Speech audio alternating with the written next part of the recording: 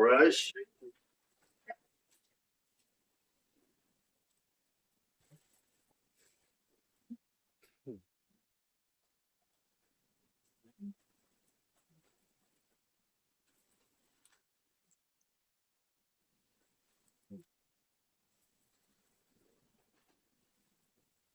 Please be seated. Good morning, ladies and gentlemen. As you'll recall, at the end of the day on Monday, the state did rest.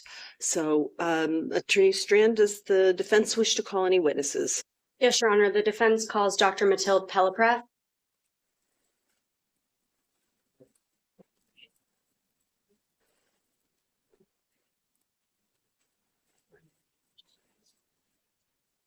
It's tricky.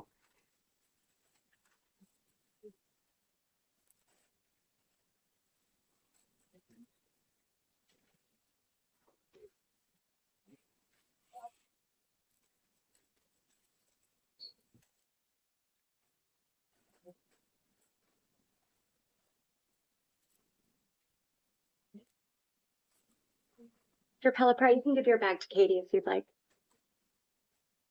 And when you get up to the witness stand, it's right over there. If you could just remain standing and raise your right hand.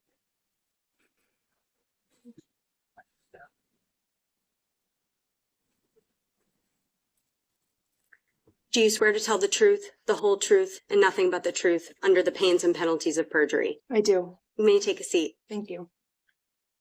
Good morning, Your Honor. Do you need any water? Yes, that'd be great. Thank you. Okay, I'm going to pour it for you. Not that I don't trust you, but these things are a little tricky. Thank you. Spilling incidents before.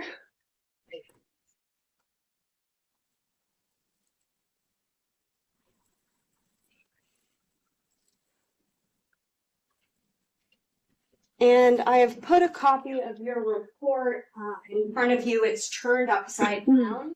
You need to reference it for any reason. If you could just tell us that you're doing that so it's clear for the record. Okay. Sounds good. Can you please state your name and spell your full name for the record? Mathilde Pelleprat, Mathilde. Last name is Pelaprat. Dr. Pelleprat, can you briefly describe to the jury where you got your bachelor's degree? I got my bachelor's degree at the University of California, San Diego. After graduating from the University of California, did you go on to receive a doctorate degree anywhere? I did. Where was that? I obtained a doctorate in clinical psychology with a specialty in forensic psychology from William James College in Massachusetts. And during your time, during your doctoral training, what, if any, internships or other training did you receive beyond education in the classroom? I did multiple internships, including at a federal medical center, which is a federal prison in Massachusetts, at an outpatient substance use treatment facility. I worked for 2 years at 2 different state hospitals in Massachusetts, and I also worked at the juvenile court clinic in Boston. And did you end up graduating and obtaining your doctorate degree? I did. After you received your doctorate degree, where did you work and how did your career progress from that point? I started working, I did a postdoc at the juvenile court clinic in Worcester, Massachusetts. At the time, I also was working doing special education evaluations at a local school district. And I also worked at a trauma clinic doing forensic evaluations with children and parents in Massachusetts as well. And I think you mentioned you worked for a juvenile court clinic. Where was that? That was in Worcester, Massachusetts. Did you work for any other courts or anything like that during your time and early on in your career? Yes. So I was in Worcester at the court clinic for about 5 years, and then I transitioned to the juvenile court clinic in Cambridge for 5 years. Approximately 7 years, I think, actually. And then in 2012, I also started a private practice where initially I was seeing people for therapy. And I also was doing private forensic evaluations. And then eventually I shifted to just forensic evaluations. And you mentioned you worked at the Cambridge Juvenile Court Clinic, and you mentioned some other areas of specialty that suggest that you focused on working with juveniles. Beyond working with juveniles, have you focused your career in any other areas? Yes. So even at the court clinic, there was a wide range of evaluations that I did, including parenting evaluations, care and protections, competency to stand trial, criminal responsibility. I did sort of the similar thing in my private work or my private practice work, doing forensic evaluations with juveniles and adults. I currently do some evaluations for the Department of Mental Health. I do various types of court-ordered evaluations in New Hampshire and in Massachusetts, and I also sometimes do forensic evaluations for various other agencies in both states. Can you estimate about how long you've worked with children, juveniles, and emerging adults and adults? If you include graduate school, which had internships every year, it's 20 years. Beyond the, actual practice areas and working directly with people, have you held any teaching appointments or any other appointments in that area in education? Yes. Where was that? For a few years, I taught classes in the mental health counseling program at Suffolk University, which is in Boston. And currently I hold a teaching appointment at Cambridge Health Alliance, which is affiliated with Harvard Medical School, in their child and adolescent psychiatry program. You mentioned that you started your private practice, did you say 2012? Yes. And is that still open? You just focus primarily now on the forensic evaluations rather than doing individual therapy? Yes, I do forensic evaluations full-time in my private practice now. And how long have you been doing forensic evaluations? If you include graduate school, it's also 20 years. And when did you start consulting on criminal cases for juveniles, emerging adults, and adults? The first time I started working on forensic evaluations in juvenile criminal cases was in 2006 when I was an intern at the Boston Juvenile Court Clinic. And have you ever been qualified as an expert witness before? Yes. What areas have you been qualified in? You don't have to give us an exhaustive list, but if you could touch on a few areas that you've been qualified in. Okay. It's been a pretty wide range, including clinical psychology, forensic psychology, child development, diagnosis, assessment, treatment, risk assessments, parenting capacity, a pretty wide range. And you mentioned, we've been talking a lot how you work with adolescents. Have you ever been qualified in the area of adolescent brain science or anything specific to adolescents? Yes, I have. Okay. And you mentioned that you've been qualified as a forensic psychologist, but would you mind explaining to the jury kind of generally what a forensic psychologist is and does? A forensic psychologist is a psychologist that provides services typically in the judicial process. It's not exclusive to the judicial process or legal process. Forensic psychologists also work in correctional settings. They sometimes work with the police, and there are other areas where you may also provide consultation, but typically it's anywhere where psychology and the law might intersect. You also talked that you've been qualified and are certified as a clinical psychologist. What generally is a clinical psychologist? So a clinical psychologist they're licensed by the state. A clinical psychologist is someone who has training and experience and has achieved a doctoral degree in providing evaluation, diagnosis, and treatment for mental health disorders. Have you ever testified before? I have.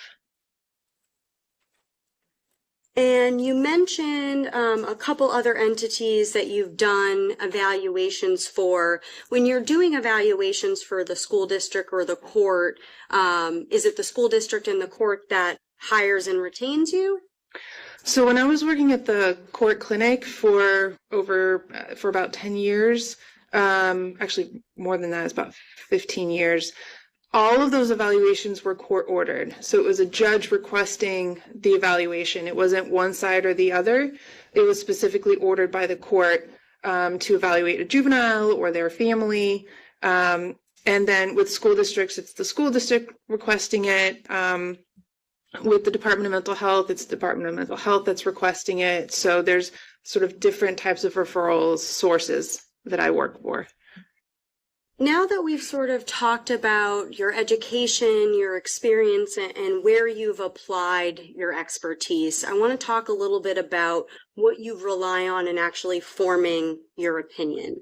When you're asked to offer an expert opinion, what types of documents or other information are you using and relying on to get to your opinion? So there's typically 3 components to the evaluations that I conduct. One is looking at as many records as I can, and the types of records that I typically review and that I like to review are discovery. So police reports, video or audio of any kind of police investigations, things like that. Mental health records, prior psychiatric records, any outpatient treatment that the person may have had, school records, sometimes social service records if the person has received services from the Department of Children, Youth, and Families, and any other kind of evaluations that they may have had, or medical records if they have any medical conditions. The third the second thing I review is contact with collaterals. So I try to talk to family members if available. I try to talk to current providers if they have a psychiatrist, a therapist, if it's a young person, recent teachers or teachers that they may have right now. So I try to talk to as many people as I can that might provide me with relevant information. And then the third piece is direct interviews with the person that's been referred for evaluation. Can you explain a little bit about how reviewing police reports, do you review sometimes body-worn camera? Sometimes, if that's part of the case, yes. Can you explain to us how reviewing police reports, body-worn cameras, interviews, audio, things of that nature, how does that help you in forming your opinion? Reviewing those records gives me real-time information from folks who were there, documenting what happened in the moment, or even being able to see what's happening in the moment if it's a video or audio. So I find police reports to be helpful because, officers often document, this is kind of how the person was presenting, this is how they were behaving, this is what they were saying. And I can glean clinical information from those records that helps tell me what was going on psychologically or behaviorally for the person at the time. So I find it to be very rich, real-time information. How does reviewing, you mentioned that you review a variety of records from physical to mental health and placement records, psychiatric records. How does reviewing those types of records help you in forming your opinion? It provides me with historical information about the person's mental health functioning. It allows me to try to create a timeline of the course of this person's mental health functioning. So, how early were they suffering from mental health issues? What was the nature of those mental health issues? How did those change over time? What kind of diagnoses did they have? What kind of treatment did they receive? Did it work? Did it not work? What kind of medications were they prescribed? It also provides me, similar to the police reports, it provides me with real-time observations from clinicians who are treating the person at the time. So I can read clinician notes, psychologist notes, psychiatrist notes that say, this is what the person is presenting, the symptoms they're presenting with today. And that allows me to understand the historical context, sort of where the person's mental health functioning has been. And I can then compare that to maybe how they're doing now. So it allows me to really track and get a sense of what has been the course of this person's psychiatric functioning. You mentioned that you also conduct interviews with collaterals and with the individual that you're evaluating. How does conducting these types of interviews also assist you in forming your opinion? Speaking with collaterals allows me to get different perspectives on the person I'm evaluating. So if I talk to parents, I can get childhood history, information about birth history, early functioning, how they were doing maybe as an adolescent, and their perspective on their child's functioning over time and how their growth and maturation has been. Sometimes I talk to teachers. That allows me to gather information about how this person is maybe doing at school, or I talk to their current therapist. It gives me what their clinical impressions are. What are they working on in therapy? What are the interventions that they're using? Is it working? Is it not working? What their diagnostic impressions are, what symptoms they are seeing. And so it allows me to gather different perspectives to see, is there agreement here? Is there disagreement? Why would there be disagreement? It's just a lot of extra helpful information for me to try to get a 360-degree view of this person as possible. Is this standard in your field? Do other clinical and forensic psychologists review this type of documentation and conduct these types of interviews informing their opinions? Yes, that's the standard, is you try to do all of those things. Your Honor, I ask the court recognize Dr. Pelleprat as an expert in forensic and clinical psychology. Any objection? No objection. All right, I find this witness so qualified. Dr. Pelleprat, before we really get started, I want to talk about how you're paid for your work. How much are you paid when you consult on a case? Typically, my rate, I charge an hourly rate. Sometimes it's a set flat rate depending on the referral source, but typically it's $275 an hour. And is that your standard rate? Yes, Is that how much you're being paid per hour in this case? it is. And is that rate similar to other clinical and forensic psychologists who are doing similar work to you? Yes, it's on par with colleagues and people that I know doing this work. Now I want to switch gears to what you were asked to do in this case. When were you contacted about Allie Eckersley? January 2023. And who contacted you? Attorneys Kim Cosick and Jordan Strand. And after Kim and I contacted you, what did we ask you to do in this case? I was asked to perform a general psychological evaluation of Miss Eckersley with a focus on what was her functioning at the time of this incident. And when you were preparing to offer an opinion on that particular issue, what documents did you review?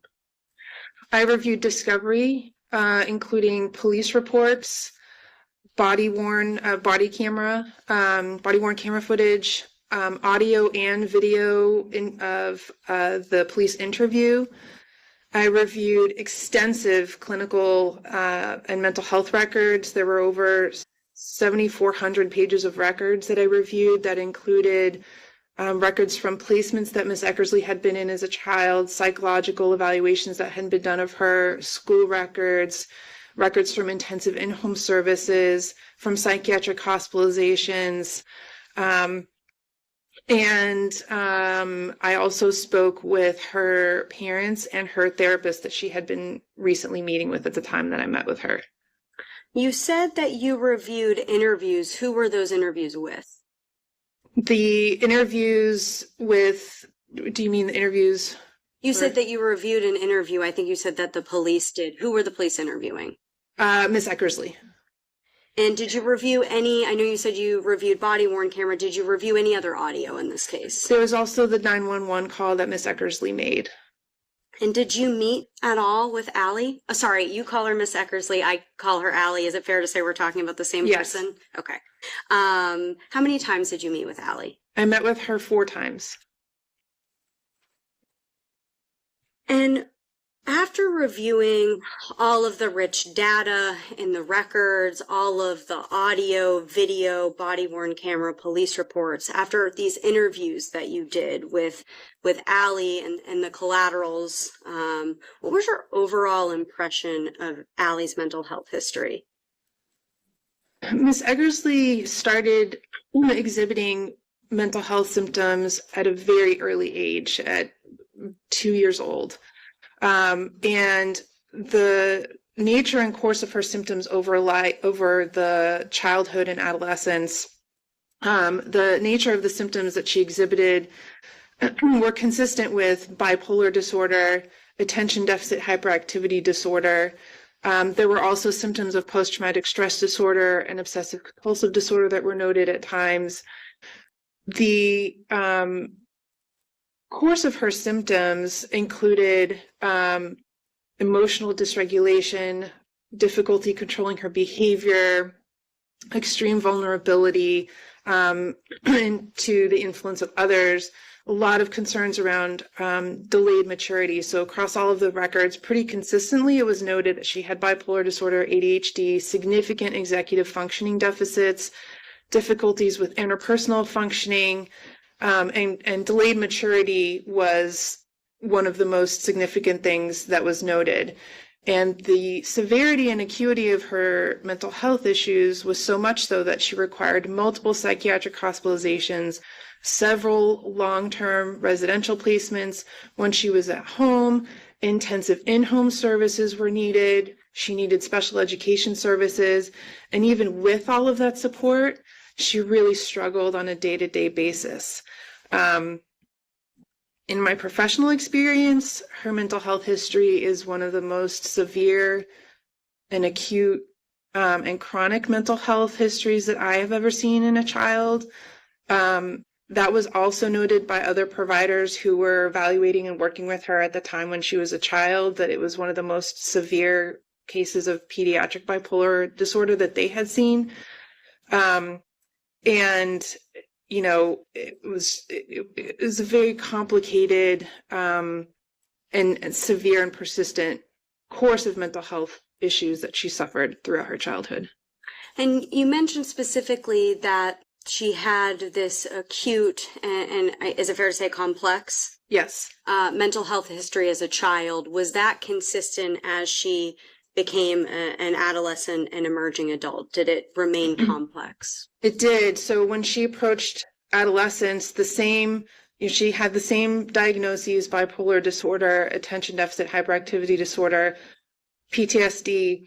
But then what became more concerning around that time as well was how severe her delayed maturity was in terms of being able to keep herself safe, in terms of being able to actually take care of herself on a day-to-day basis. They were concerned about her being very easily influenced by others, that she was vulnerable, naive, that she was really functioning much more like a child, and that it really necessitated long-term residential placement for multiple years during adolescence and as she became an emerging adult. You mentioned briefly that you looked at physical health records. Were you looking at, I'm talking specifically about when she was a child. Did you look at any physical health records when she was a child? I did. Did she receive any physical health diagnoses that were part of the mental health picture? Yes, she, at around 11 months old, was diagnosed with precocious puberty. And that is, she started to develop secondary sex characteristics that typically start to develop when a child reaches early adolescence, 12, 13. She started to develop those at 11 months old, and was seen at Boston Children's Hospital, and they started a course of hormone injections. But how that influenced the mental health piece is that over time, it was a complicating factor in terms of which medications the psychiatrist would prescribe. And there was a question at times as to whether that medical disorder may have been playing a part of the bigger picture of her mental health and behavioral difficulties. I want to switch gears to get a little bit more specific about some of the things that you have been mentioning. And right now I want to focus primarily on, you had mentioned that Allie had been psychiatrically hospitalized. How many times has Allie been psychiatrically hospitalized in her life? 4 times. How young was Allie the very first time she was psychiatrically hospitalized? She was 7 years old. And where was she hospitalized? She was hospitalized at the Hunt Center, which is part of North Shore Medical Center in Massachusetts near Salem. And after that psychiatric hospitalization at the Hunt Center when she was just 7 years old, when was her next psychiatric hospitalization? So she was hospitalized at 7 at the Hunt Center for manic symptoms, and then she was discharged, and a few weeks later she was hospitalized again, this time for symptoms of depression. She was then discharged, went home, and a year later she was psychiatrically hospitalized again, now at age 8, also at the Hunt Center. And then from there she was discharged to the long-term residential program. And we're going to talk about those long-term residential programs in a second. But when was the final time that Allie was psychiatrically hospitalized? It was January 2023. So was this after this incident? Yes, it was about a week after this incident she was psychiatrically hospitalized. And do you know where she was between December 25th and when she went into the psychiatric hospitalization? She was at Catholic. Yes, you may. You would hold your answer, please.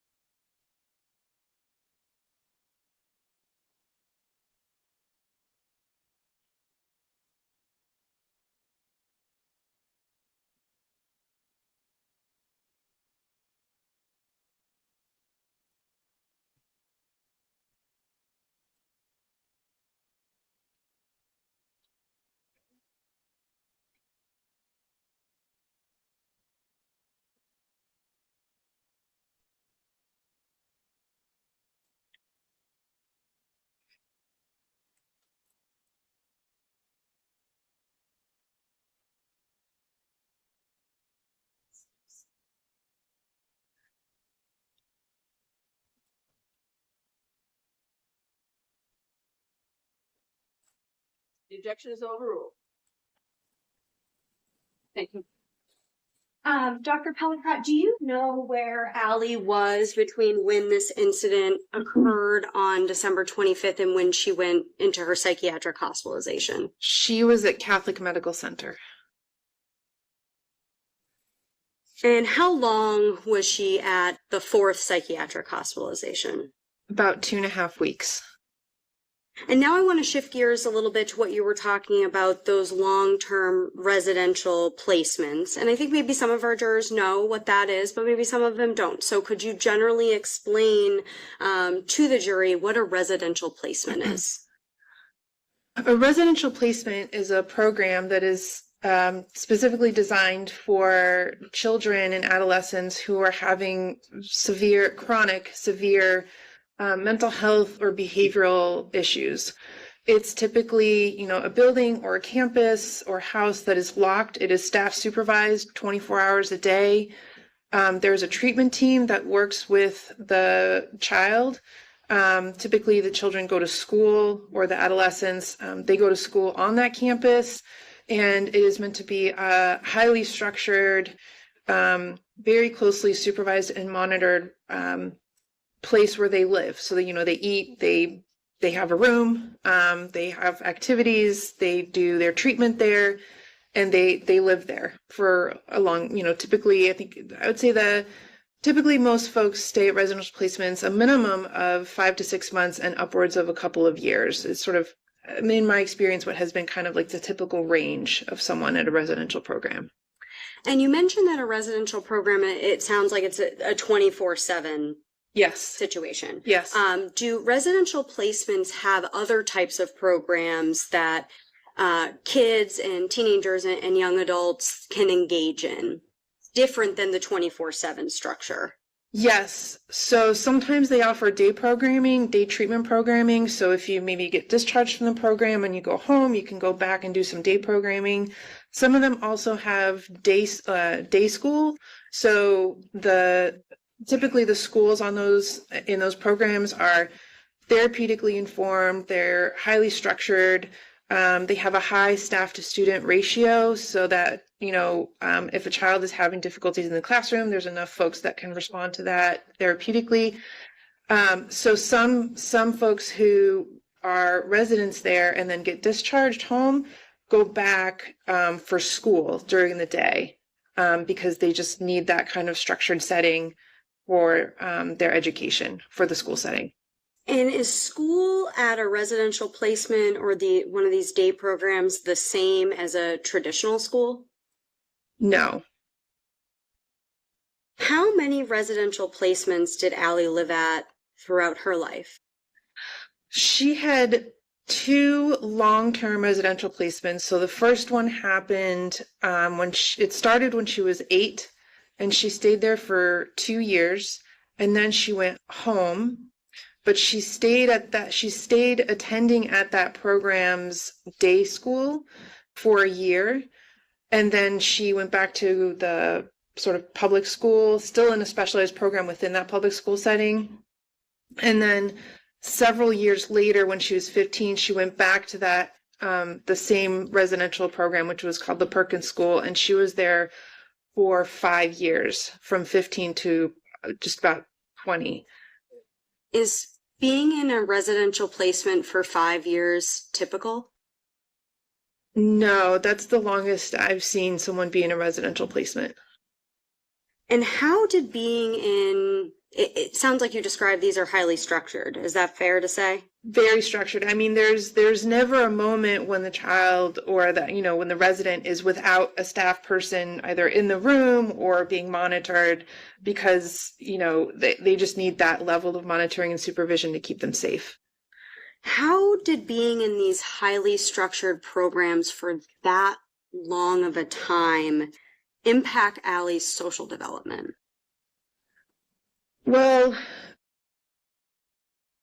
when you're staying in a long-term residential program like that, especially during formative childhood years, although it might be clinically necessary, it also means that you don't have the opportunity to experience typical childhood and adolescent experiences.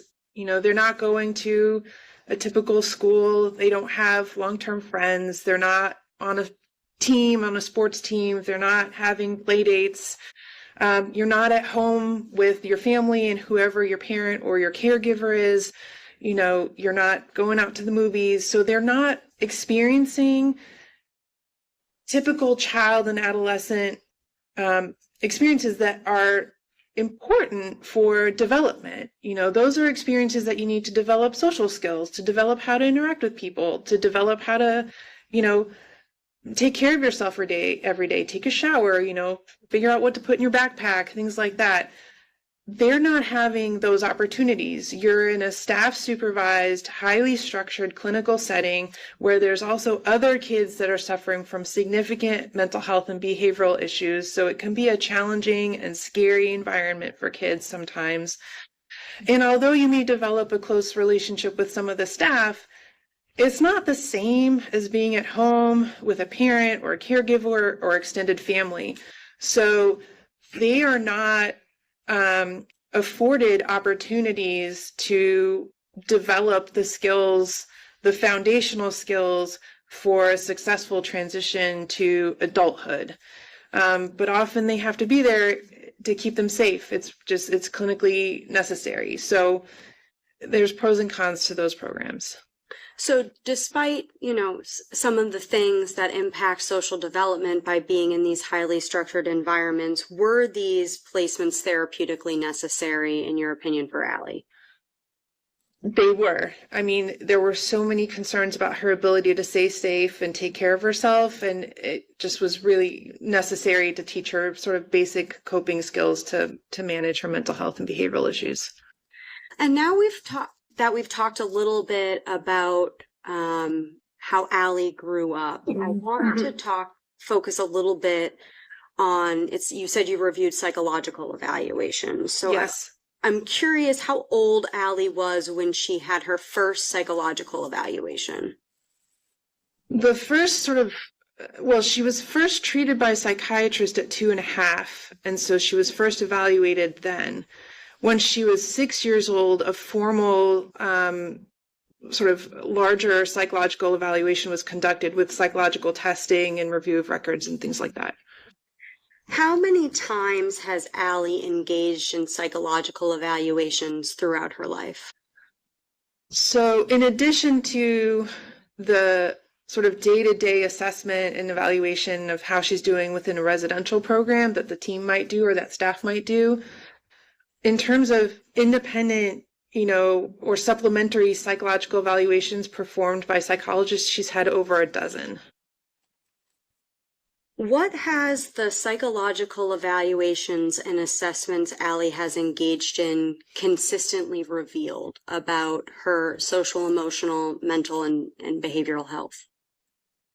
So in terms of mental health symptoms, the most consistent things that she was diagnosed with throughout her childhood were bipolar disorder and ADHD. There were also symptoms of post-traumatic stress disorder and some symptoms of obsessive compulsive disorder that were also noted. And consistently it was that she had, severe and acute forms of those diagnoses, particularly the bipolar disorder. The evaluations revealed significant deficits in her executive functioning skills, chronic problems with emotional dysregulation, that she had significant interpersonal difficulties, so just being able to relate to others. Testing revealed significant deficits, especially with social judgment and social skills. So just her ability to sort of engage in a typical conversation or to read nonverbal cues or to be able to take other people's perspectives, to know how to respond in a particular situation. There were notable deficits across time in that area. There were also, it was sort of consistently documented that she had significant delays in her maturity. So what that means is, although she may have been a specific age, she was functioning at a much younger age by years than you would expect. So delayed maturity was consistently noted all the way up until she was 20 years old. As she reached adolescence, concerns around vulnerability, that she was naive, easily influenced by others. There were concerns about her potentially being sexually exploited or sexually victimized by people because her ability to keep herself safe and know what was safe or unsafe in situations was really poor. So she was basically could easily be a victim or could be victimized. That was noted as well. And so I want to break all of those things down a little bit, and I want to start specifically with the mental health diagnoses if we can. How old was Allie when she received her first mental health diagnosis? She was 2.5 years old. And what was that diagnosis? It was attention deficit hyperactivity disorder. And is that the acronym ADHD? Yes. Okay. And after she received the diagnosis of ADHD when she was a very small child, what was the next diagnosis she received? It was bipolar disorder. And was she still quite young at that point? She was. The psychiatrist that she was seeing that treated her starting at 2.5 saw her until she was 5.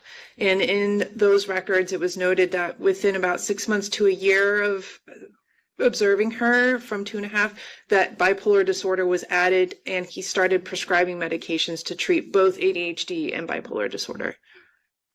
I want to break down what it means to have bipolar disorder. So can you explain what bipolar disorder is and some of the symptoms a person who is experiencing bipolar disorder might exhibit?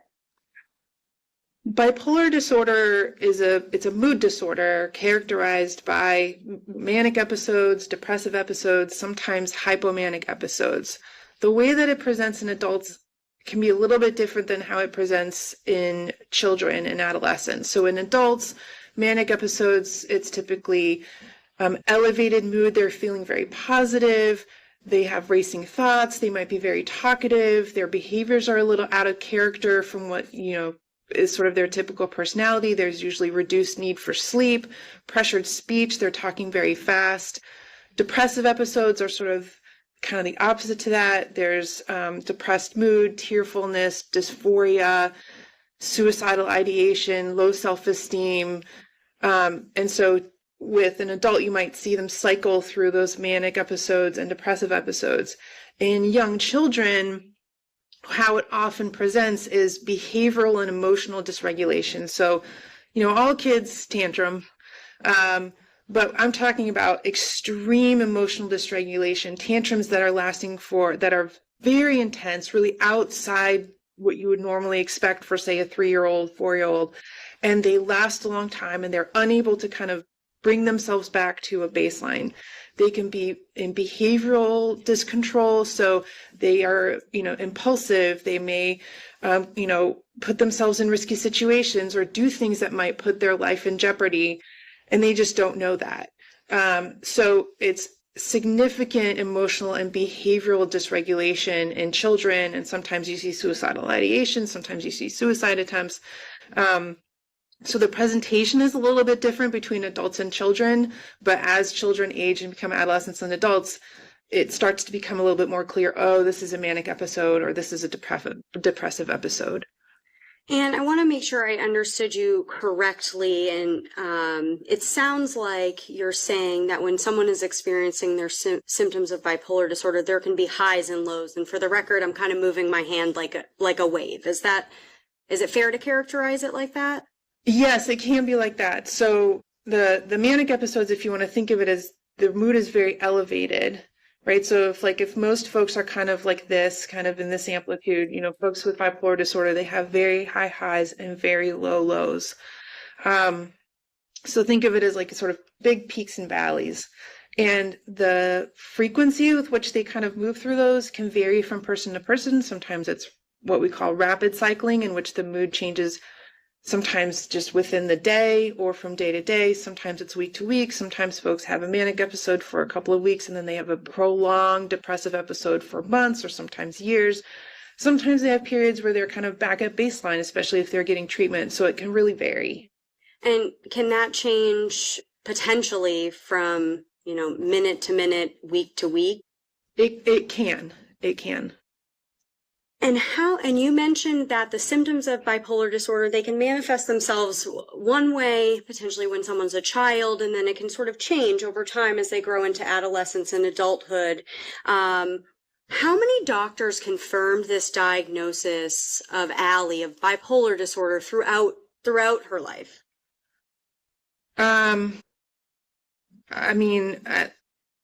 I would say at least a dozen. There's psychiatrists and doctors in the residential programs that are, meeting with her. There's hospital doctors, so a lot. And how old was Allie when she was first receiving treatment for bipolar disorder? I think she was around 3 or 4 years old. How old was Allie when she was first prescribed medication to manage her bipolar disorder? So for bipolar disorder, it was also around 3 to 4. And in your opinion, does Allie meet the criteria for bipolar disorder? Yes. I want to switch gears a little bit and talk more specifically about ADHD. You mentioned that those were one of the primary consistent diagnoses that Allie received. I'm sure many of the jurors know what ADHD is, but can you explain generally what ADHD is and what symptoms a person who has ADHD might experience? ADHD is what we call a neurodevelopmental disorder, and it's characterized by a pattern of attention deficits and problems with hyperactivity. So inattention or attention deficits includes difficulty with concentration, with maintaining your attention, with organization, planning, decision-making, kind of, time management, that kind of area of things. Hyperactivity has to do with restlessness, impulse control issues, difficulties in sort of controlling or conforming your behavior to the demands of a particular situation. So, one of the sort of classic examples that I have seen is if you have a child who's in school, they're really having a hard time following what the teacher is saying, or they forget to turn in their homework, or they lose their homework. Or they are restless, they are getting up from their chair, or they're bolting out of the room. So they're having a really hard time kind of maintaining in a structured setting like that. And how many doctors confirm the diagnosis of ADHD for Allie throughout her life? Similar to bipolar disorders, a lot, at least a dozen. And I think you mentioned she was diagnosed with ADHD around 2.5. Is that when she started receiving treatment for it? Yes, the psychiatrist at that time prescribed her with Ritalin, which is a common stimulant used to treat ADHD. And in your opinion, does Allie meet the criteria for ADHD? Yes. When we were talking about the things that were consistently seen in the records and observed by you, you mentioned emotional dysregulation. And I think we all can probably guess what that means, but can you explain to the jury what emotional dysregulation means from a clinical perspective? From a clinical perspective, emotional dysregulation is when a person experiences an extreme kind of emotional response to something that is outside what might be sort of typically expected, right? So like if something happens and a person gets angry and, they're kind of in an emotional state, that's fine. Emotional dysregulation is really beyond what is typically expected. So folks with difficulties with emotional dysregulation, they tend to get flooded with emotions. They don't know what to do with it. They don't know how to manage it or regulate it. It usually can last for a prolonged period of time. Sometimes it's disproportionate to what the situation calls for. So they may be overreacting or disproportionately reacting in a sort of very emotional way. They don't know how to identify the emotions, and they really can't bring themselves back to kind of a calm state. So this is really kind of a disorder of being able to manage and regulate your feelings. So it's really this kind of flooded feeling. There can also be the opposite reaction where a person just completely shuts down when they're flooded with affect. So there can be overreactivity and there can be underreactivity as well. What tends to be more overtly observed is overreactive, where they're, just sort of externalizing, and they're maybe kind of their behavior is out of control, or they're yelling or shouting, or they're just in complete, tearful, just sobbing.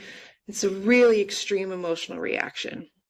And this emotional dysregulation, this was observed by you and other providers throughout Allie's life? Yes, that was very consistently documented as a difficulty for her. You also mentioned another thing that was consistently documented was immaturity and vulnerability. And I think we all know from just our human interaction what immaturity means. But can you explain from a clinical perspective what you mean by immaturity and how that immaturity leads to vulnerability? So immaturity, sort of from a clinical perspective, is when a person is really not functioning developmentally in a way that you would expect for their age.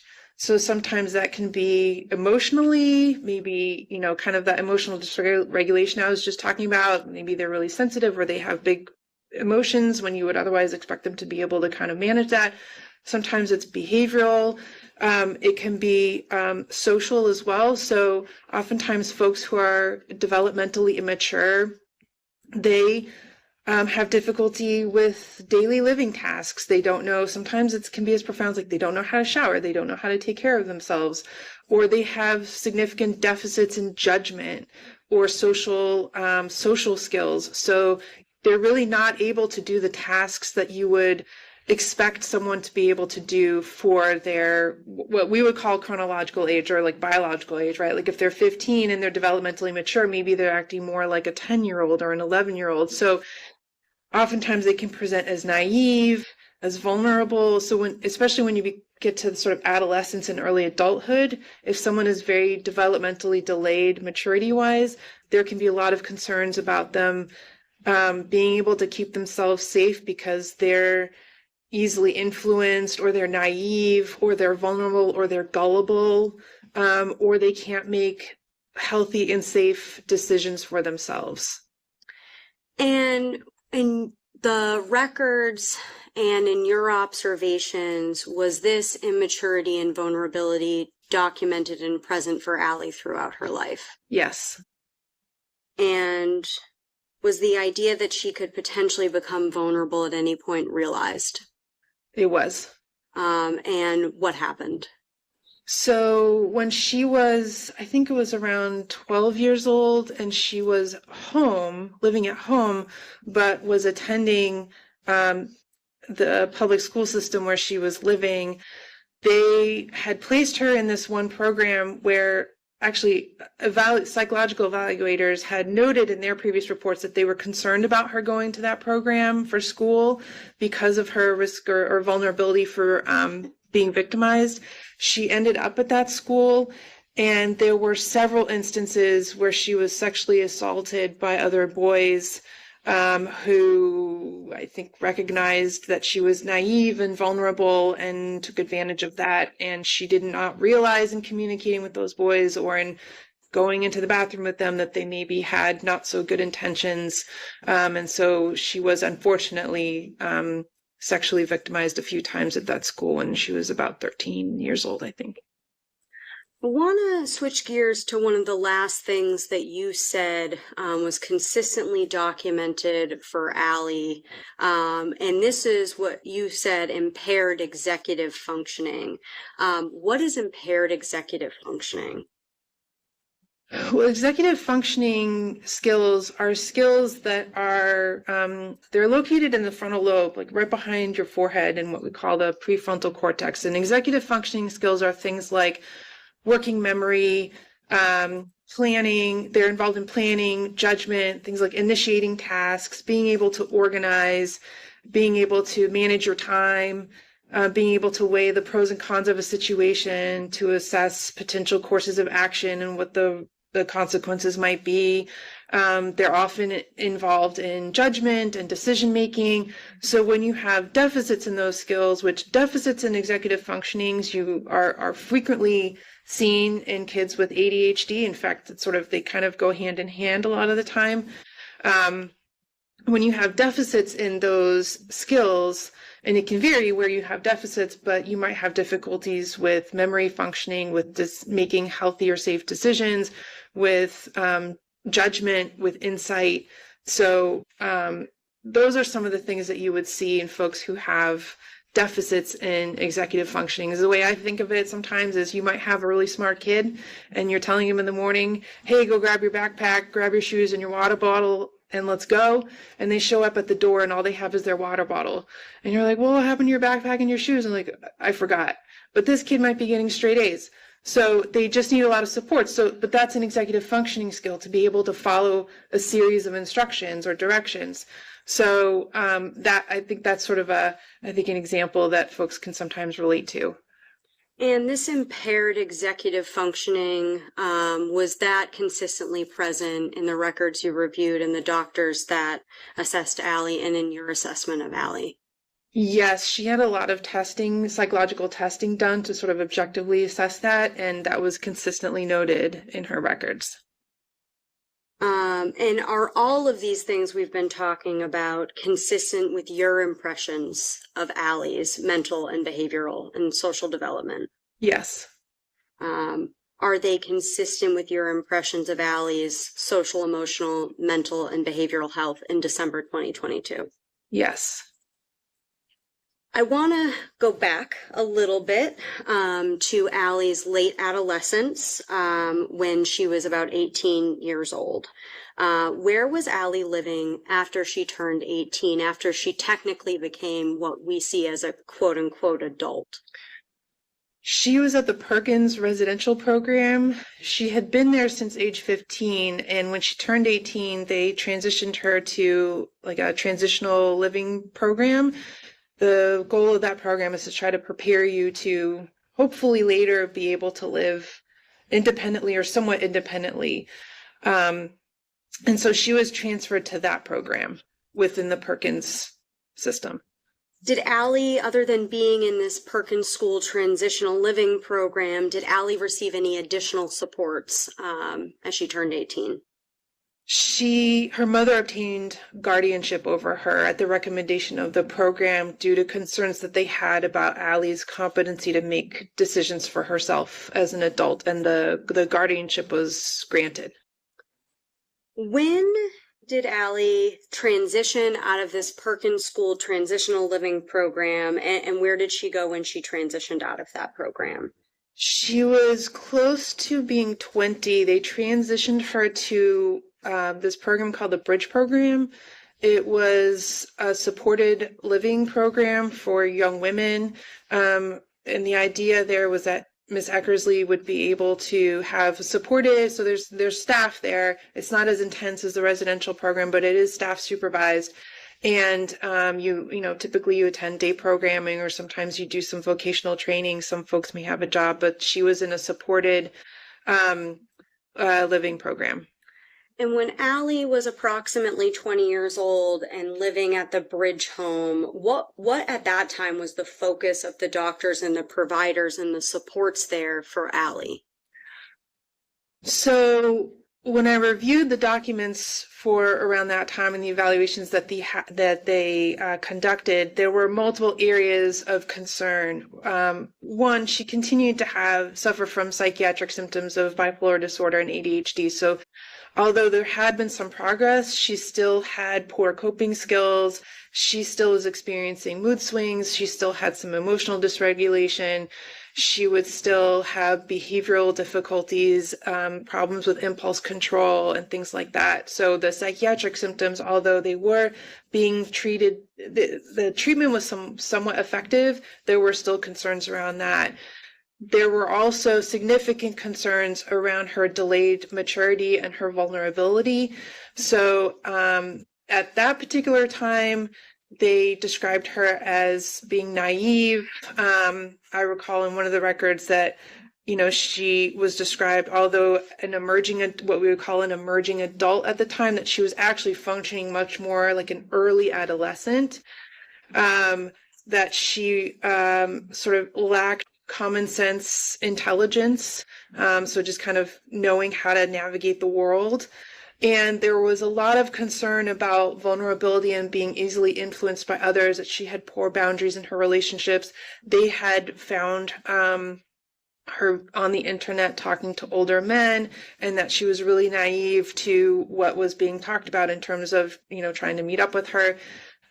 So there was a lot of concern about further sexual exploitation or victimization, because her judgment was impaired, and she, things that would maybe raise our alarm bells, her alarm bells weren't ringing, when she was having these kinds of conversations or interactions. So there was a lot of concern about her being naive and vulnerable, emotionally fragile, and susceptible to the influence of others.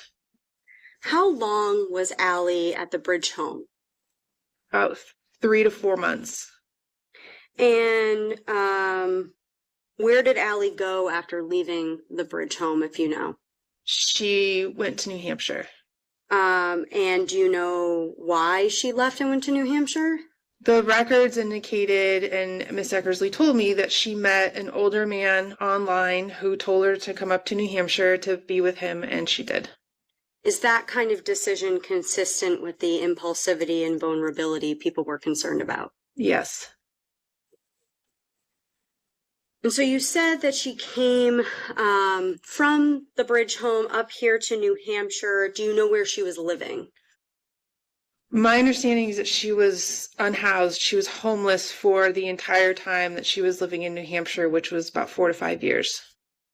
When Allie came to New Hampshire at around 20 years old, was she getting any medical, behavioral, or psychiatric care?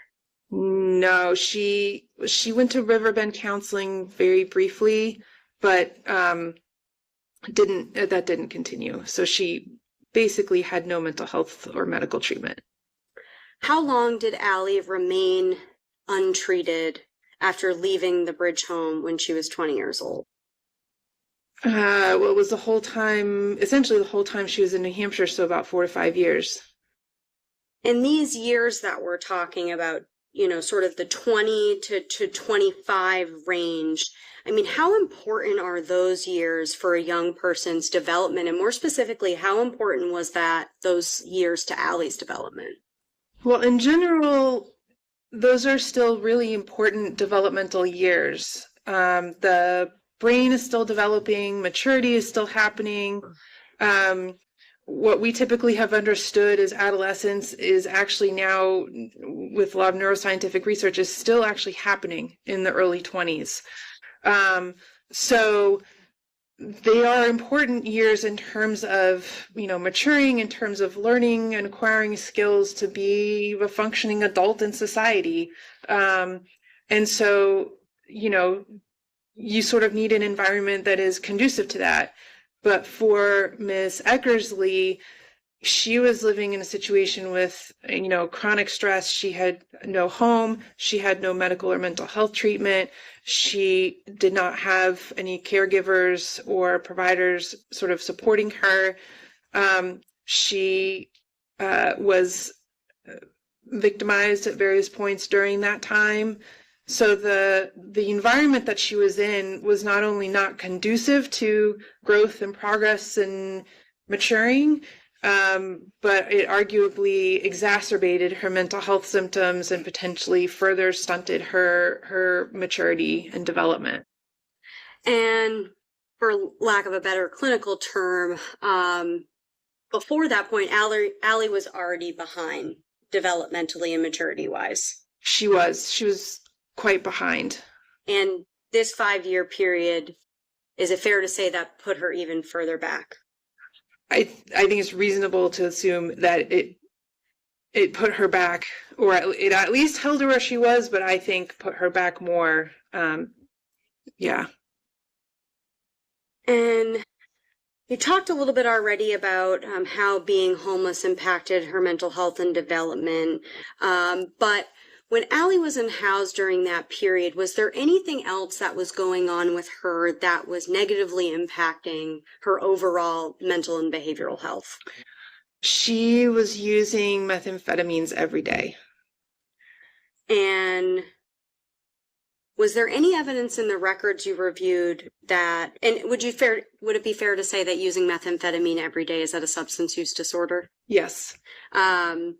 Was there any evidence in the records that you reviewed that Allie had a substance use disorder prior to moving to New Hampshire? So there was no evidence of substance use disorder. There was nothing in the records that I saw that she had ever used substances, but because of the vulnerability and immaturity, it was documented that there was concern about her potentially developing a substance use disorder. What impact did chronic drug use have on Allie's mental health and development? Well, chronic drug use, especially amphetamine use in general, can cause significant problems, including brain damage. It can exacerbate mental health symptoms. There's also symptoms associated with the process of acquiring drugs and the things that sometimes you have to do to get drugs and money and stuff like for drugs. I think in Miss Eckersley's case, the chronic drug use for her not only, I think, exacerbated her mental health symptoms, but it also, I think, stunted her maturity, and impacted her judgment and functioning. When I was talking to her, when I was interviewing her, she talked about how she had frequent mood swings, that she was kind of sometimes yelling at people, shouting at people, that she was kind of not in control, and so I think that sort of paints the picture that the drug use not only caused sort of its own damage, but that it exacerbated her mental health symptoms and stunted her maturity. And so all of these things, being homeless, not engaging in medical care, and the chronic drug use, generally speaking, how did that impact her development? In my opinion, it stunted her development. When I was talking earlier about the environment that's conducive to growth and progress, that was not an environment that I think she regressed during that time. There was regression in her behavior and functioning. Based on your review of the available records, the police reports, the body-worn camera, the interviews, the 911 call, everything that we've been talking about. Can you tell us, to a reasonable degree of scientific certainty, how Allie was functioning on the night of December 25th going into December 26th of 2022? So in reviewing all of the records, which was, all of her childhood records, as well as the medical records after the incident and the psychiatric records after the incident, which provided me with rich information about that clinical observations there about her mental health functioning and behavior and the regressive behaviors that she was exhibiting. It's my opinion that the night of that day and in the time around it, that she was suffering from symptoms of bipolar disorder, that she was suffering from symptoms of an amphetamine use disorder, that the concerns and behaviors of developmental immaturity were there. So, deficits in executive functioning, problems with judgment and decision-making, emotional dysregulation, all of those things that she had exhibited during childhood and adolescence. I saw glimmers of that, and evidence of that, I should say, in the videos and also in medical and psychiatric records from providers that were treating her very shortly after this incident. There was information about, that she had at Catholic Medical Center, she had labile affect, that she was kind of irritable, that she had these regressive behaviors, and that was also documented then in the psychiatric hospitalization records, and then in also the treatment records following that psychiatric hospitalization. And when I talked to her therapist that was treating her, also reported similar symptoms. And when you're talking about regressive behaviors, what did those behaviors look like specifically for Allie, if you know, based on your review of all the data and the records and everything we've been, talking about? In the records for Catholic Medical Center, for example, it was noted that she was voraciously eating, the crackers that you get at the hospital, she was stuffing those in her mouth. She was hoarding the food. She would sort of growl at providers sometimes if they got near her or near the food. The toilet in her room was overflowing with feces and she was still using it. She was not changing her sanitary pads as you're supposed to do after you have a vaginal delivery. And her mood was very labile. It actually it got to the point where the staff at Catholic Medical Center were concerned about her competency and ability to make her own medical decisions, and they had her evaluated for that. They did ultimately find her competent to make medical decisions, but the concerns around her behavior and those regressive behaviors remained. And then when I talked to her, the therapist that she met with sometime later, that therapist said that she had to work with Miss Eckersley on learning how to shower, how to use utensils to eat, how to use deodorant, very basic daily living skills that she had to relearn before they can even launch into, treating the mental health symptoms, the PTSD symptoms and things like that. In terms of her emotional state, was she average? Was this a heightened emotional state on the 25th? What did you glean about her emotional state? In reviewing the records and the audio and video, it was, from a clinical perspective, it was clear to me that she was in a very heightened emotional state. She was distraught. She was tearful at times. Sometimes she was interrupting people who were talking to her, which would, to me, that indicates poor impulse control. So, folks with ADHD, sometimes they blurt things out or they interrupt people or they cut people off. That's an impulse control issue, is waiting your turn. So there was evidence of poor impulse control. There was evidence of, so she was definitely in a very heightened emotional state. You could tell sort of in the tone of her voice and how she was talking. She was very distraught. It seemed like she was in shock. And it was, there were notable behaviors and kind of signs for me clinically that indicated that these things were going on for her. And was she always in that tearful, heightened emotional state, or were there times where she was less heightened emotionally? It did vary. There were times where she was, crying, tearful, distraught, and then other times where she was a little bit calmer. There were other times where she was agitated and restless. She was moving around a lot. She had involuntary movements in her mouth and tongue, which caused some slurred speech. And so her what I would call affect, so her like emotional presentation, kind of like that she was demonstrating, it did vary, even within like the videos that I watched, but it was consistent with still being in like this heightened emotional state. It just kind of was up and down. And in your opinion, was Allie functioning like an average 26-year-old woman? No. Why do you believe that? Well,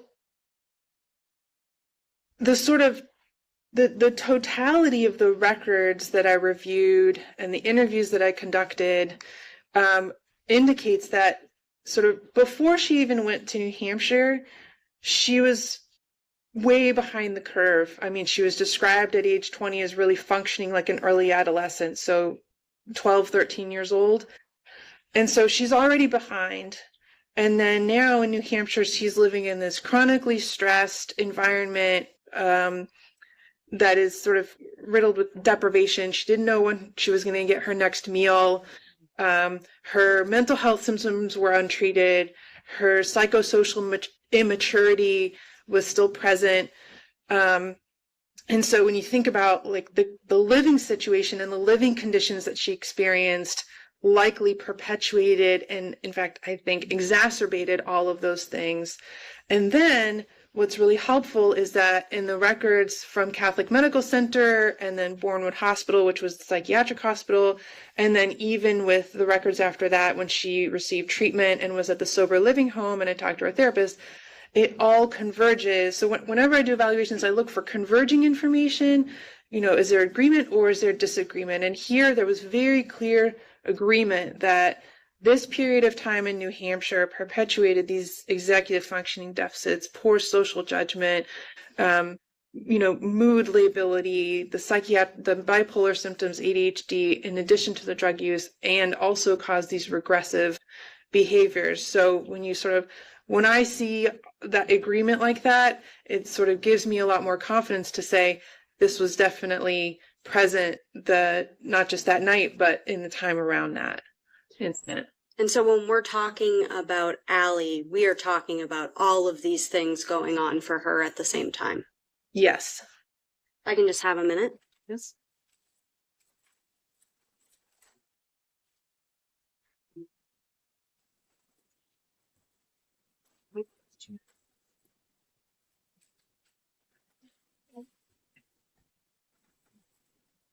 If you have no further questions at this time, Dr. Cote at the state will likely have some questions for you. No questions for this witness. Sure. Okay. You may step down. Thank you, Your Honor. Ladies and gentlemen, this is a good time for our mid-morning break. So 15 minutes, please. All rise for the jurors.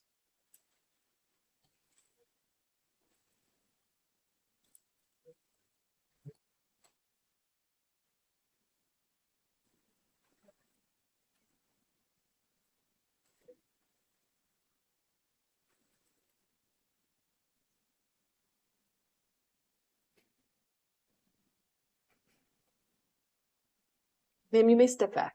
Counsel approach.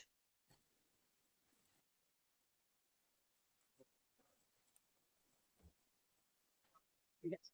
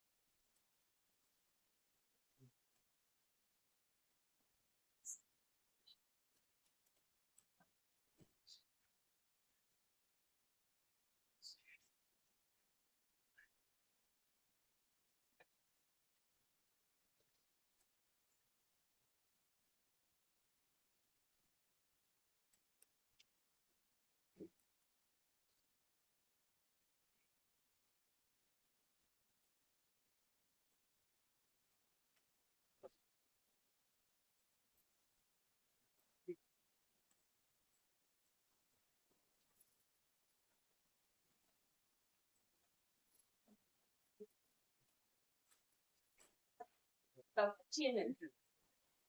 All rise.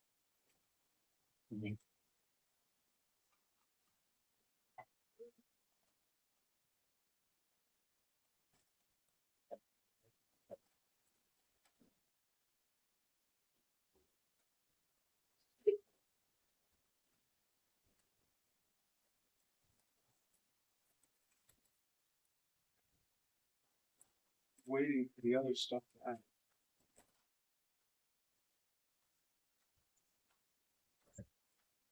You.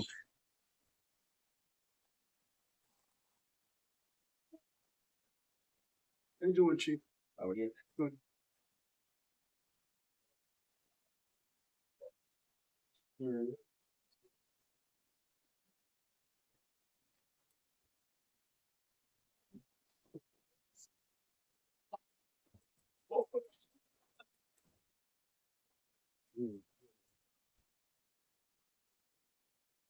No.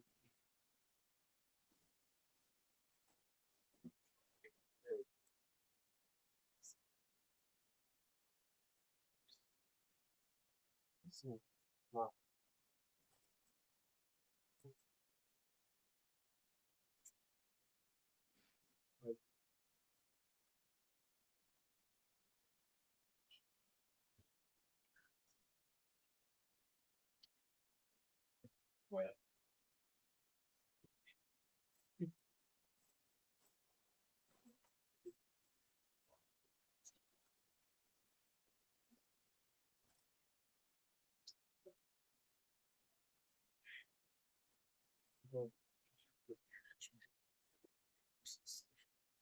So.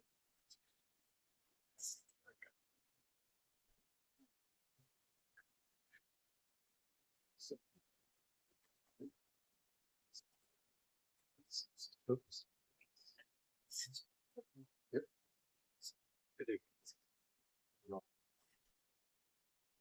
Chief, I'm sir. No, I have that. Refiguration. Of course, of yeah.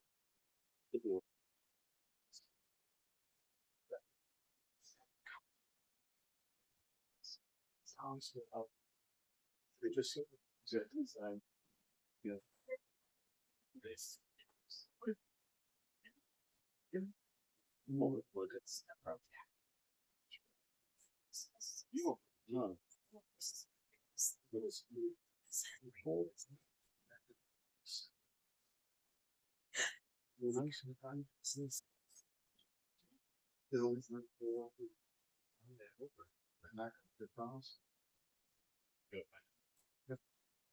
Good luck the rest of the way.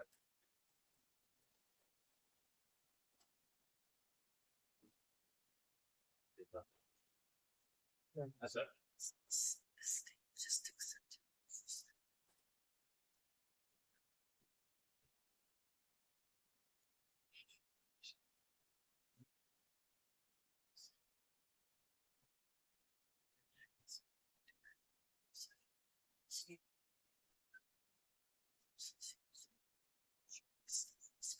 Do something with it. You don't have time to be honest? Yeah, right. Jeremy said yeah, but it's no.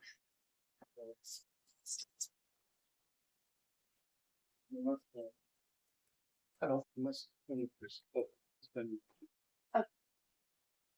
Oh, do you want me to give you guys a minute? Yeah, because.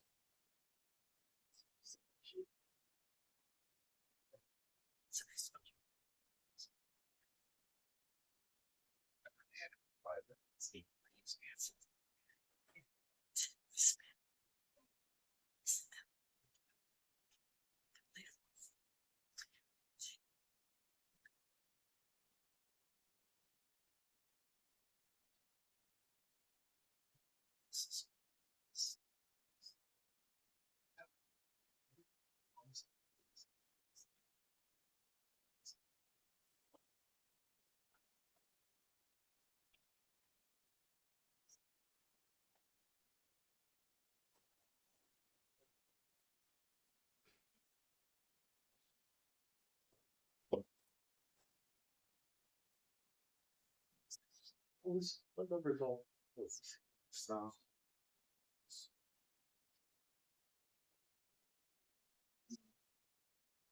Uh,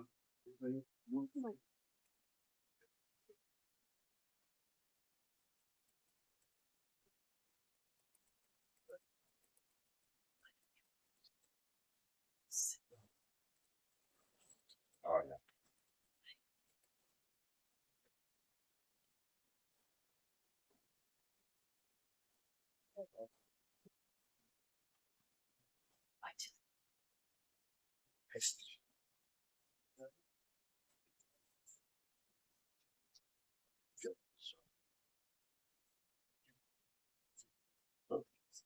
yeah. Good job. It's picking up like.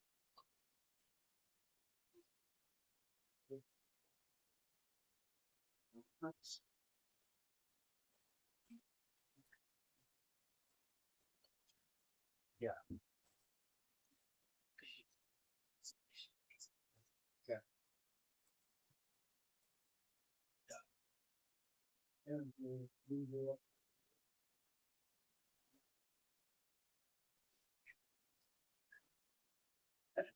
So.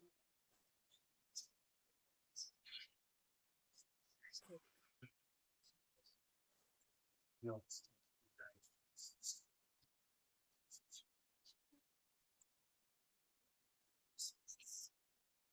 But like a. Yeah.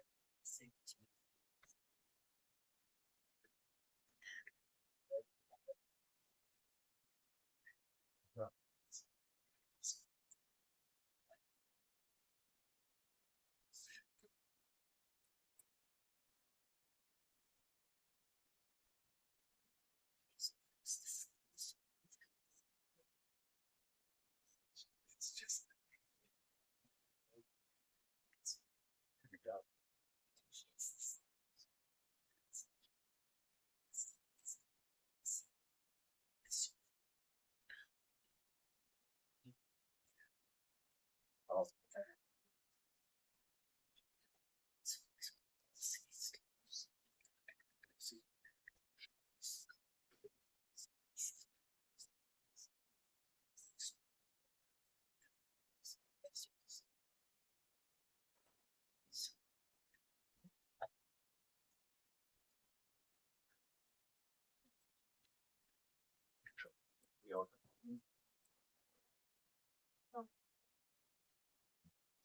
If they're, if I.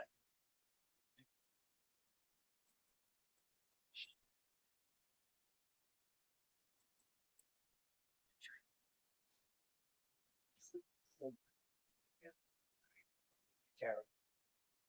Carol. Yeah. Yeah. Oh, okay. I'll let you know when it is.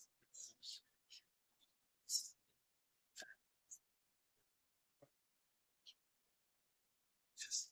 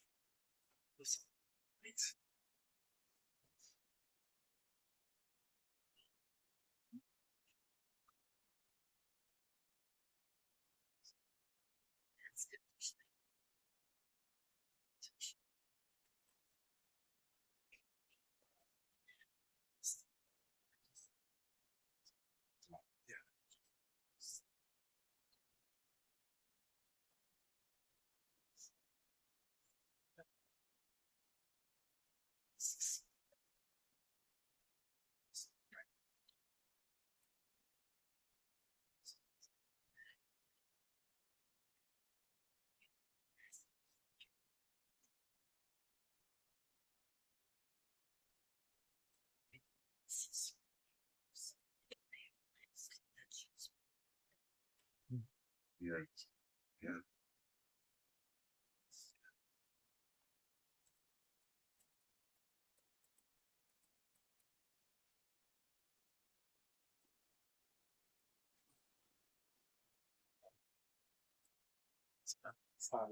You can pick up.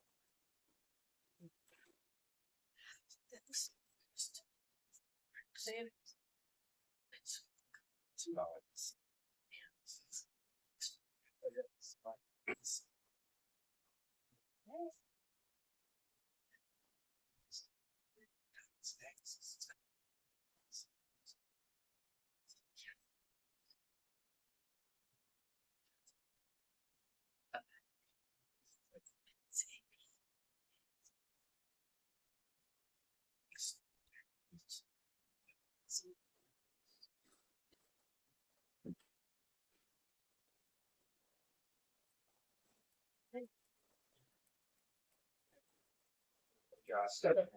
Morning. Yeah.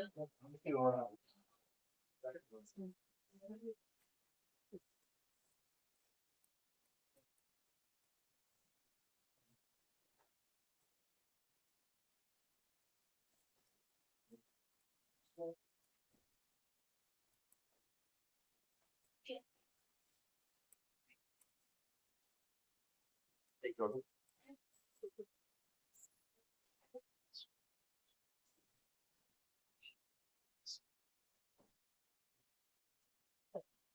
Oh, you.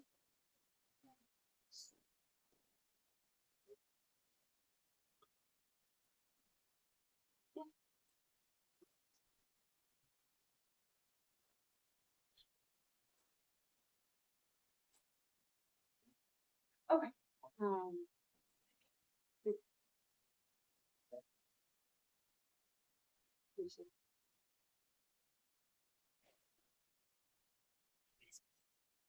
Let me go double check again. Make sure.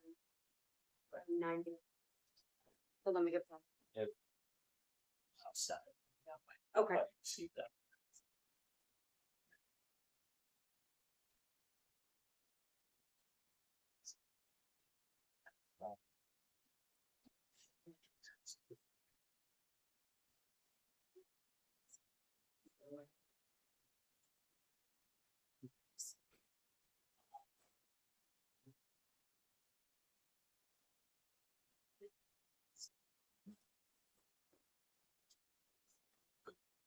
Understand.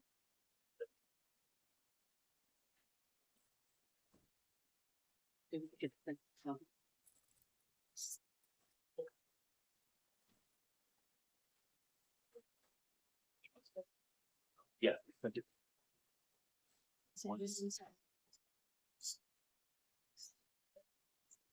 Yeah. Key. Yes.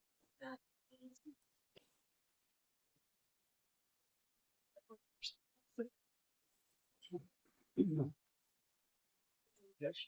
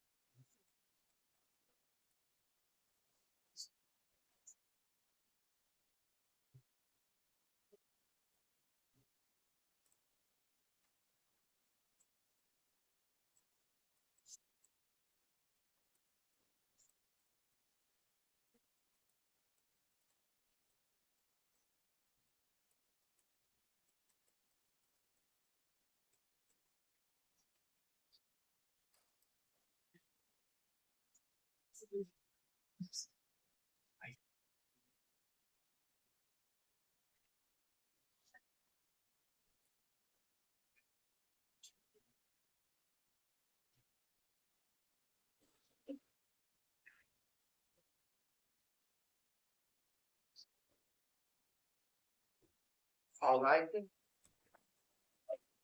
Please be seated, Counselor Approach.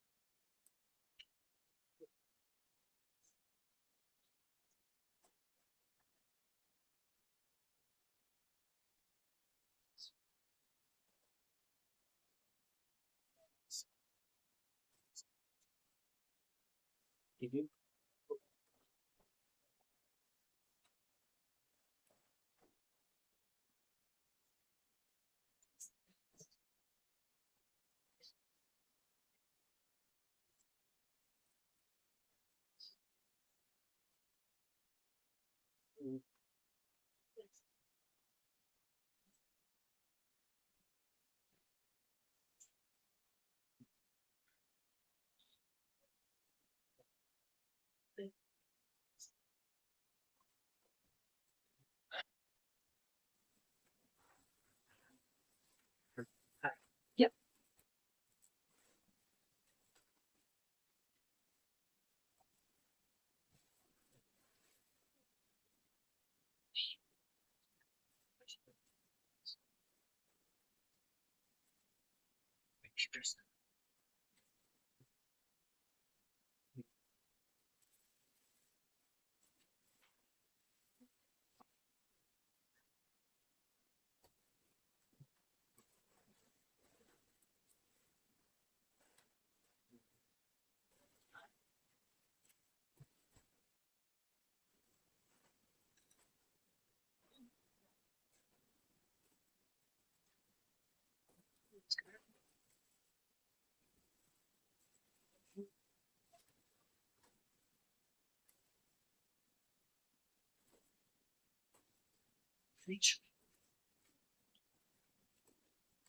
Attorney Cossack, you're going to tell me when you're ready, or Oh, we're ready. No, I'm just, ready? sorry, I didn't Oh, know if attorneys Okay, really wanted her to be here. All right, state ready?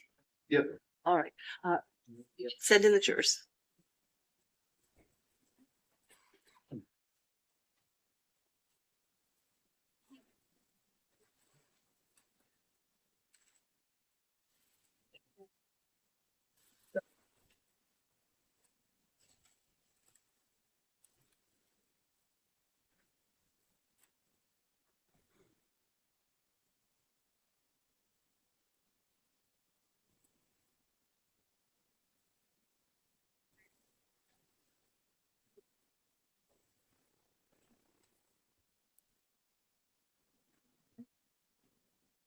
All rise.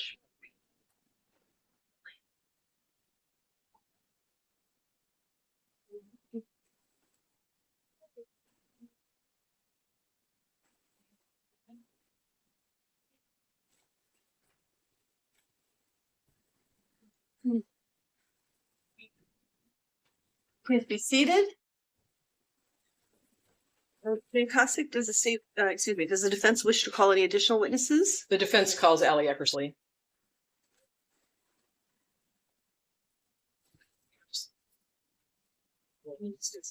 Just be careful of the wires, please.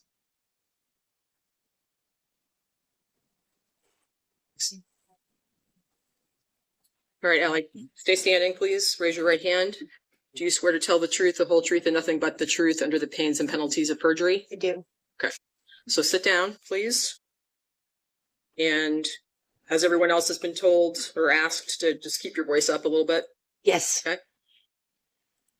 All right, can you just say your whole name and spell your whole name for the record, please? It's Alexandra Eckersley.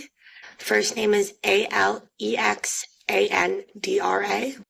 Eckersley is Eckersley. And where do you live? In Massachusetts. And who do you live with? My mom and my son, And who's your son?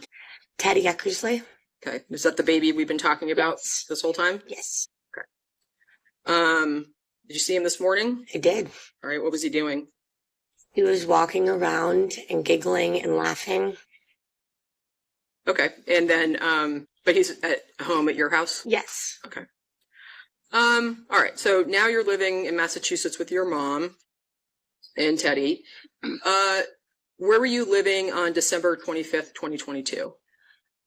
In Manchester, Okay. And where in Manchester? in a tent. Okay. And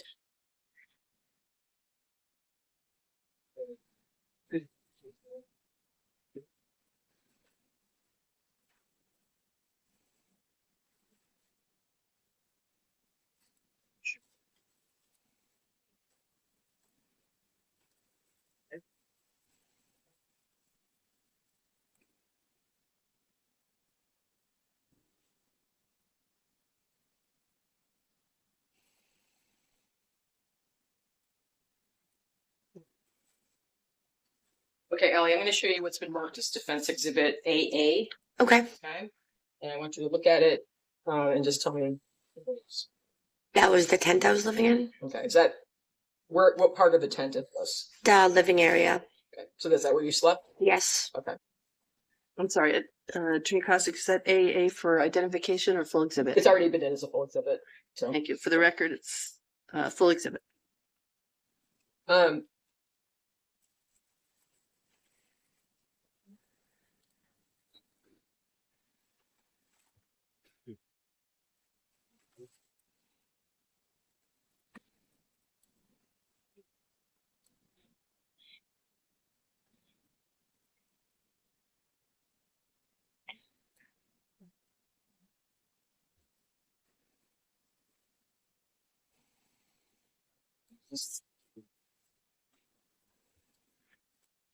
All right, I'm going to show you what's been marked as, or what's in as a full exhibit, Defense Exhibit LL. Okay. I want you to tell me what this is. Stay outside of the tent. That you lived in? Yes. Okay. Did you build that? No, I did not. Who built that for you? George, George who? the Burge.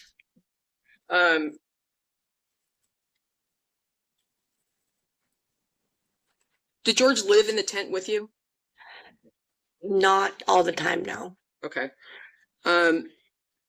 When did you come to Manchester, New Hampshire? Around October of 2022. Okay. How'd you get here? George's boss drove George and I to Manchester from Hudson. Okay. Were you living in Hudson first? Yes. All right. And where were you living in Hudson? George had a trailer on his boss's property that I was staying in. And why didn't you just stay there living with George? Because his boss wanted me to move out and I didn't have anywhere else to go. Why did he want you to move out? Because his daughter was coming back and that's where she lived. Did she live there with George? Yes. All right. Do you know whether his boss's daughter was George's girlfriend? No, I do not. Did you know her? No, I did not. All right. Did you consider George to be your boyfriend at the time? At the time of the incident? No, at the time that you were staying in the trailer. No. Okay. So, was it your, let me back up. Did you and George discuss sort of the site where you were going to live? He did not discuss it with me, no. Okay. And so how was it determined that you were going to go live there? He found a spot and set up a tent for me. Okay. And how did you get there? George's boss brought you. Yes.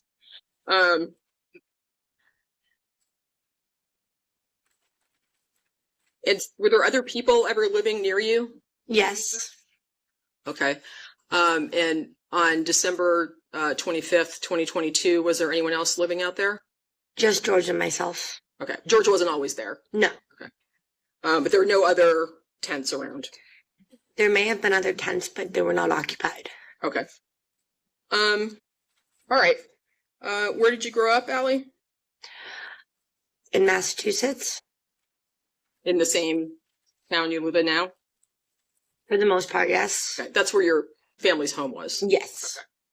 And we've heard already a lot about the different placements you were in. Did you have any younger siblings? No, I did not. Did you have any experience babysitting? No, or- I did not. Okay.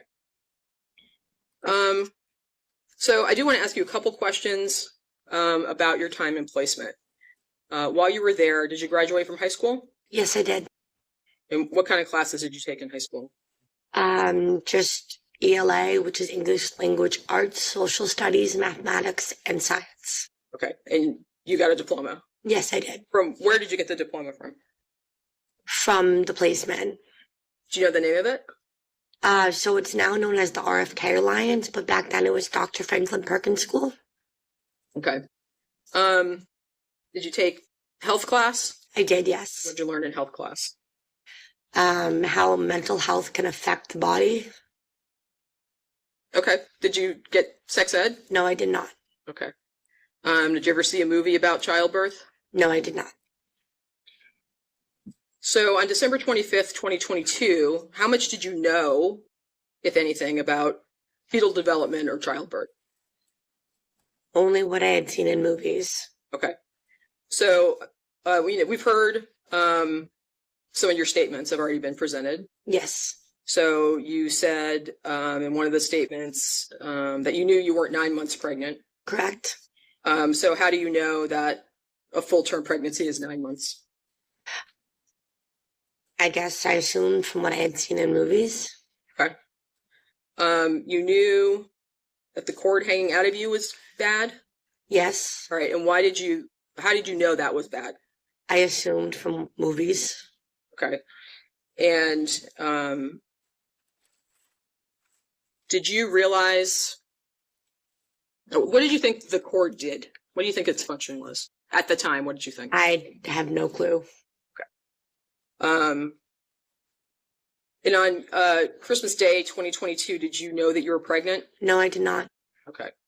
Did you ever feel a baby move inside you? No, I did not.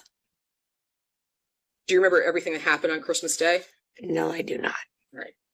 So I'm going to ask you some questions, and I want to make sure that you're telling your actual memory and not what you've heard. Okay. Okay. So I'm going to ask you some questions about Christmas Day, but before Teddy was born. Okay. Okay. All right. Did you spend the night in the tent the night before, so Christmas Eve? Yes, I did. Okay. Was George there with you that night? Yes, he was. All right. Did you have heat in the night?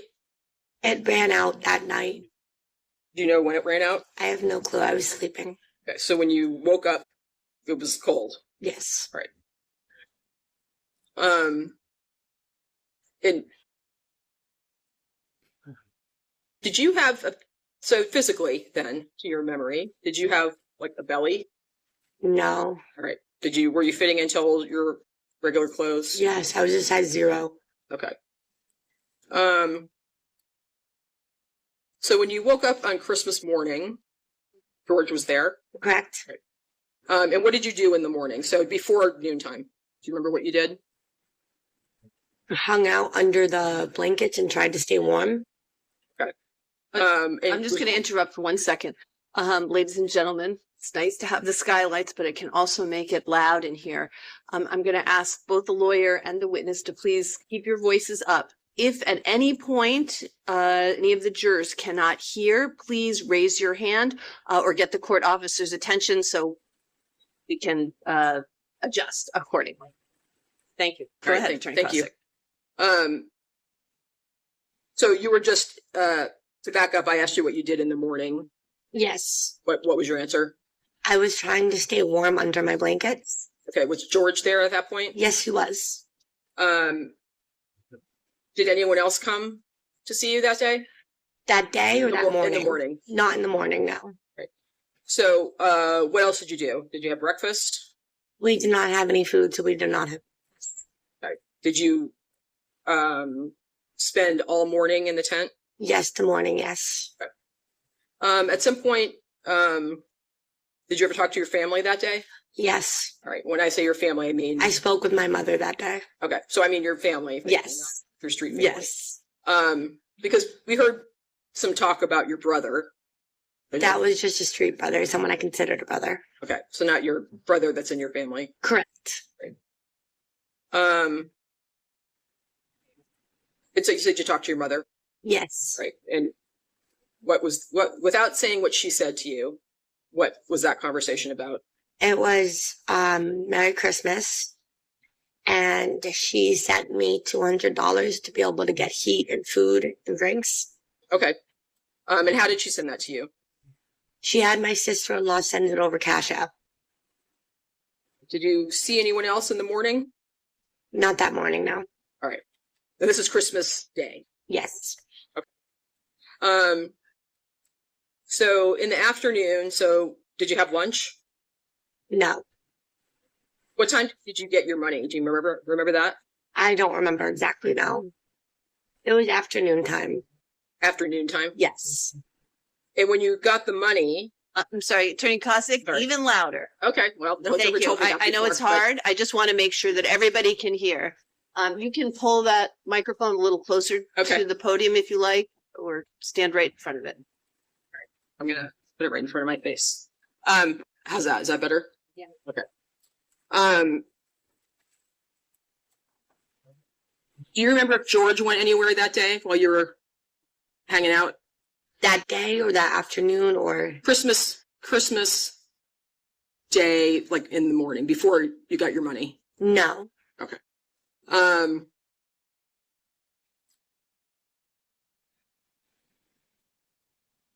And on Christmas Day, how old were you? 26 years old. And how old was George? To your knowledge. To my knowledge, he was around 45. Okay. So in the afternoon, after you got your money, was George around then? Yes. All right. And did you go anywhere afternoon time? I don't recall exactly what time it was, but we got my money. We called a cab and we went to Speedway to fill up 2 propane tanks. You got 2 propane tanks? Filled, yes. So is that how you heated the tent? Yes. Did you get anything else at the store? Cigarettes and drinks and food. Okay. And how did you pay for the cab? The cab driver could not take a card on a phone, so he accepted payment in the way of cigarettes. Okay. Was your mother giving you money on a regular basis? No, she was not. So that day you paid for the propane. Yes. Right. George didn't pay for it. No, he did not. But you said George had a job. Yes. Right. So why wasn't he paying for it? To my knowledge, he didn't have any money at the time. What was his job? Do you know? He worked managing land for his boss. It was 6.5 acres about. Okay. So he did like landscaping. Okay. So, I'm going to take you back to the morning again. Sorry. Okay. How did you feel physically during the morning when In you the morning, woke I up? felt okay. And how did you feel in the afternoon? In the early afternoon? Early afternoon was okay, but my stomach was getting really painful at that point. All right. Did you see anyone else that day? That day in general, Yes. I saw a friend of mine, And who was that? Joey, Okay. And Joey is someone you know from where? the streets in Concord. All right. And why was he in Manchester? Do you know? He lives in Manchester now. He was in sober living at the time. Okay. And what was your interaction with Joey? Again, don't say what he said to you, but just what Yes. happened. He brought me some ginger ale that he picked up at Market Basket that night, as well as some suppository, because I thought I was constipated. Okay. He brought you ginger ale and suppositories. Correct. All right. Did you use the suppository? Yes, I did. Okay. So as the day went on, did you eat anything? Chinese food for dinner. All right. Where'd you get that? DoorDash. So does DoorDash deliver right to your tent? No, George picked it up at the ice arena. So he left you there and went to get it and brought it back? Yes. Right. Were you able to eat? A little bit, yes. And then what time was that? Do you remember around? 5 o'clock, maybe? Was it getting dark? Yes. And at that point, physically, what did you feel like At that point, at 5 o'clock? excruciating pain. Okay, and what did it feel like? It felt like a knife stabbing into my stomach. What did you think was happening? I thought I was finally pooping. When did you use the suppository? That night? Or- Yeah. So between afternoon time. Yes. When let me back up a little bit. Did you have any idea what being in labor would feel like? I had no idea. All right. Did you try to go to the bed, try to poop? Yes, All right, multiple times. Okay. And how? So where would you do that? I had a bucket that I could use in my tent area. Okay, is that what you were using? Yes. And did you have your pants on at that point? I pulled them down at that point. They were off. Okay. So when you're trying to do this, around what time do you think it is? Is it hours later, a couple hours later, or do you know? A couple hours after dinner. So just like 7, 8 o'clock? 7, yeah. So when all this is happening, what is George doing? He's outside of the tent. He was outside of the tent? Yes. Right. I mean, had you told George you didn't feel well? Yes, all day. All right. And did he help you at all? No. All right. Did he give you anything for your stomach ache? He gave me ibuprofen and Pepto-Bismol. All right. Did you take those? Yes. All right, and what, how many did you take? Remember? I don't remember exactly, but from what I've heard in my statements, I said 10. Okay. But I want to know what you I don't remember exactly how many I took, no. Okay. And what about the Pepto-Bismol? How much of that? Do you remember how much you took I remember chugging some. I don't remember exactly how much. in a bottle? Yes. Okay.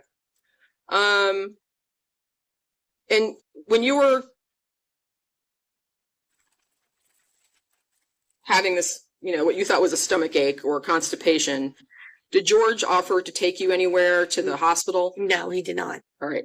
Did you ask? No.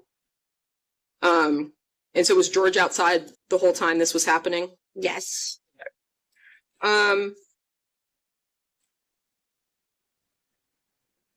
So at some point, did you start bleeding? Yes. Do you remember around when that started happening? No. Okay.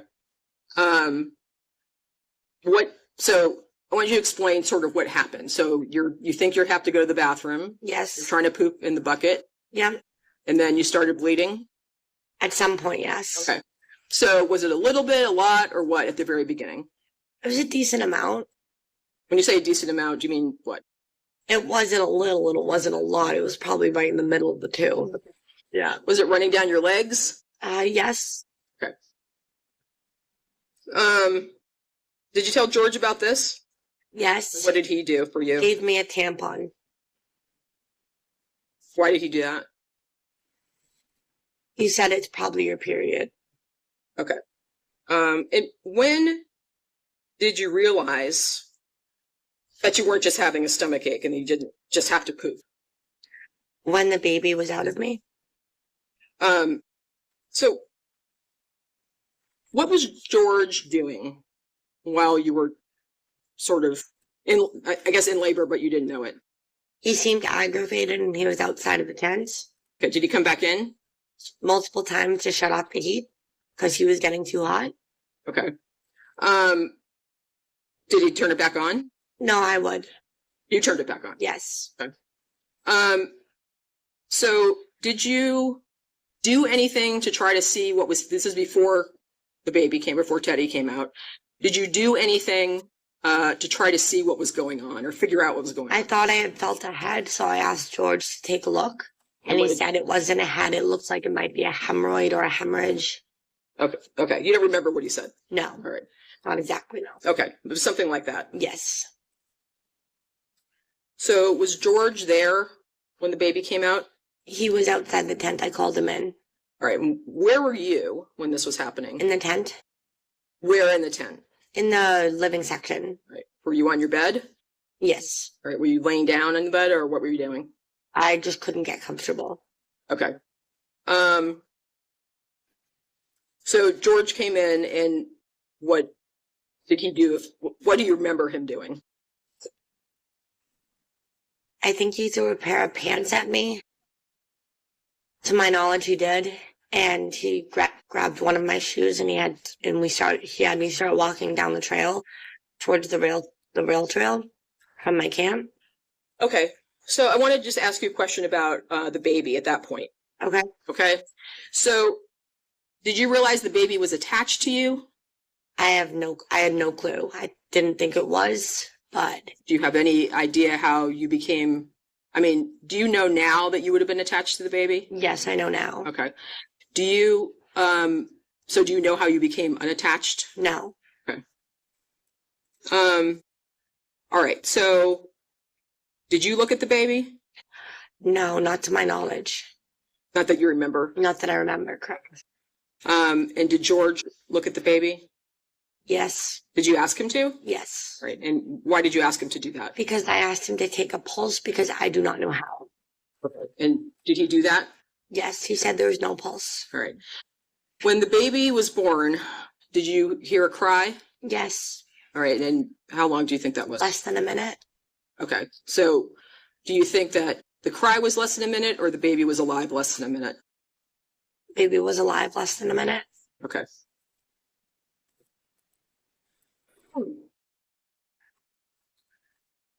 So then George gives you some pants, Correct, right? And then he tells you that you're leaving, correct. right? And then why didn't you just stay in the tent? I figured it would be good to go call 911. Okay. Was there ever any conversation about you staying put No, and George going? no, there was not. All right. Did you try to call 911 when you were in the tent? Yes, Okay. And how were you going to do that? I was hoping my phone would have the ability to do emergency calls. Because at that point, we didn't have a hotspot. We didn't have any Wi-Fi. We just were reliant on my phone. Okay. So normally you could have some Wi-Fi? Yes, All right. sometimes. How would you do that? George's tablet provides Wi-Fi as needed. Okay. And it's only for a certain amount of time. Okay. And so at this point, you weren't able to use the Wi-Fi? Is that what you're At saying? that point, no. Okay. So describe for the jury what you were doing when you were leaving the tent. What happened?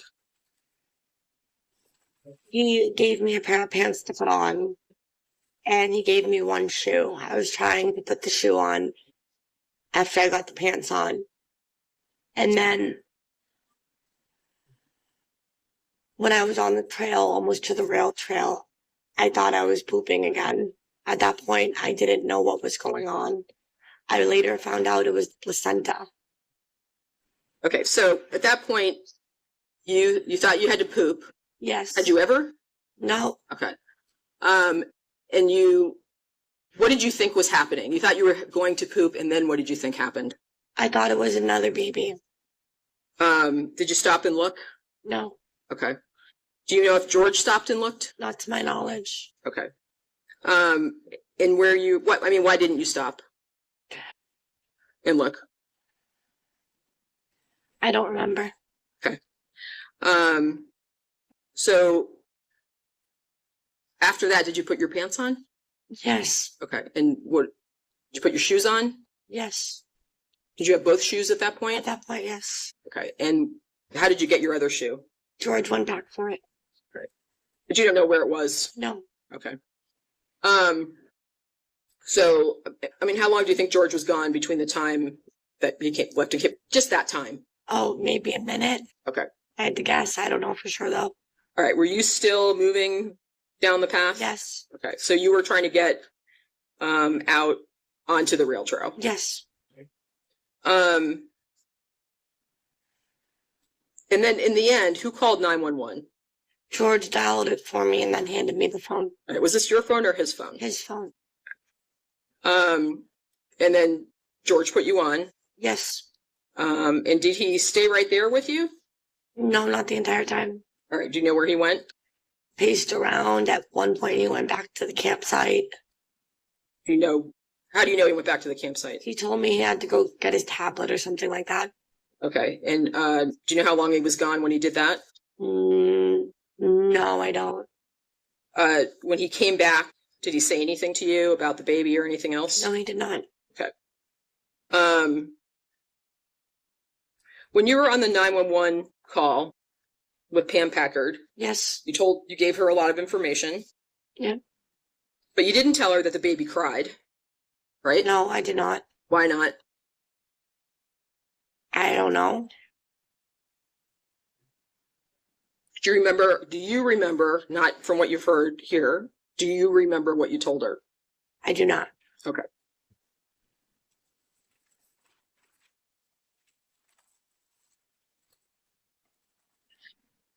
Do you remember the ambulance coming?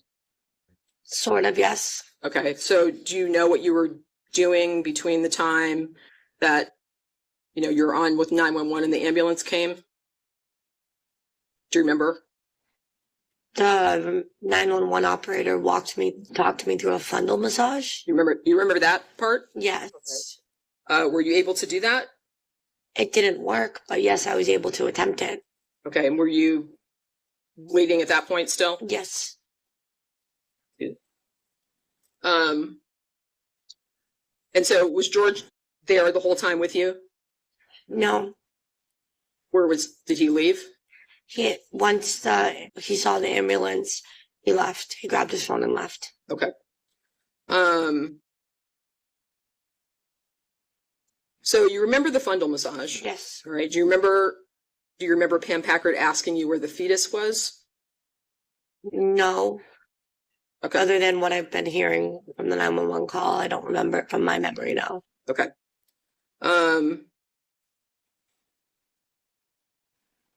When you delivered what you thought was the first baby in time, now we know it's the only baby. Yes. Do you know where that baby was when you left the tent?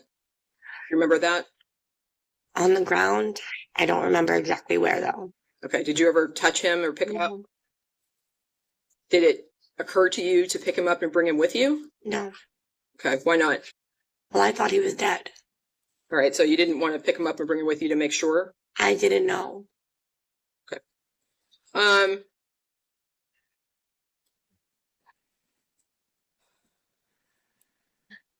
Do you remember talking to Pam Packard about being a mother? Do you remember that? Not from my memory, no. Okay.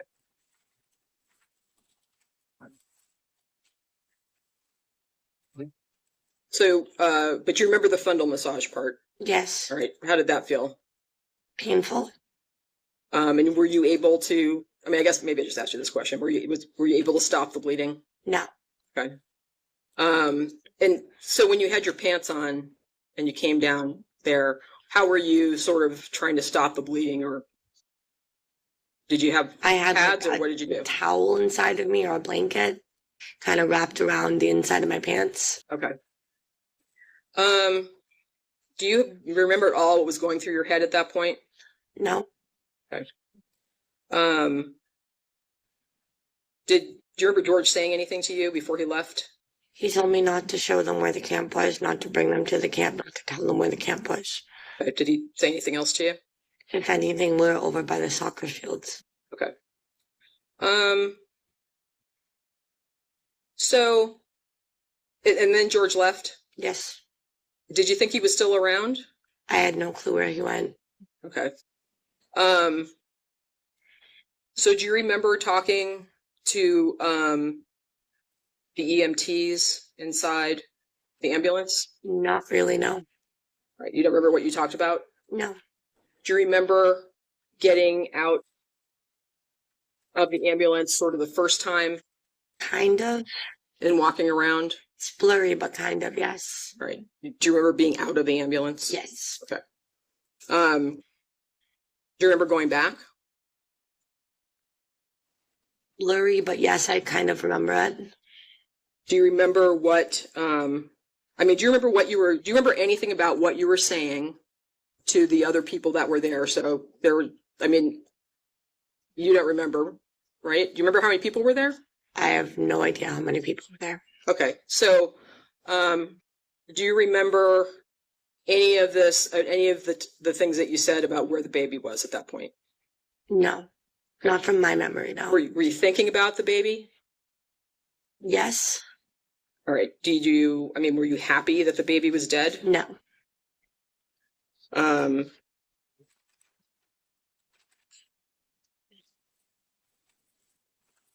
Did you ever go back to the tent?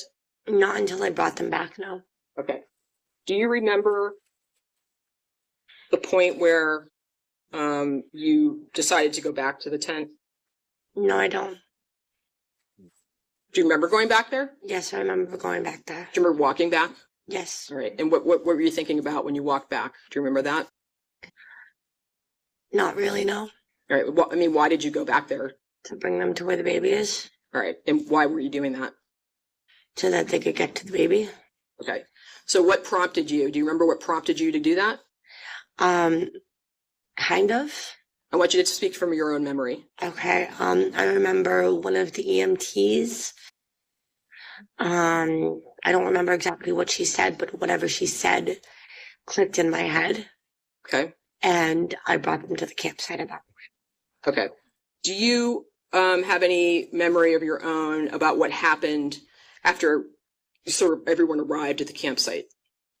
Not really, no. Okay. Do you remember the EMT leaving with Teddy? No, All right. So you don't remember anything that anybody said? no. Okay.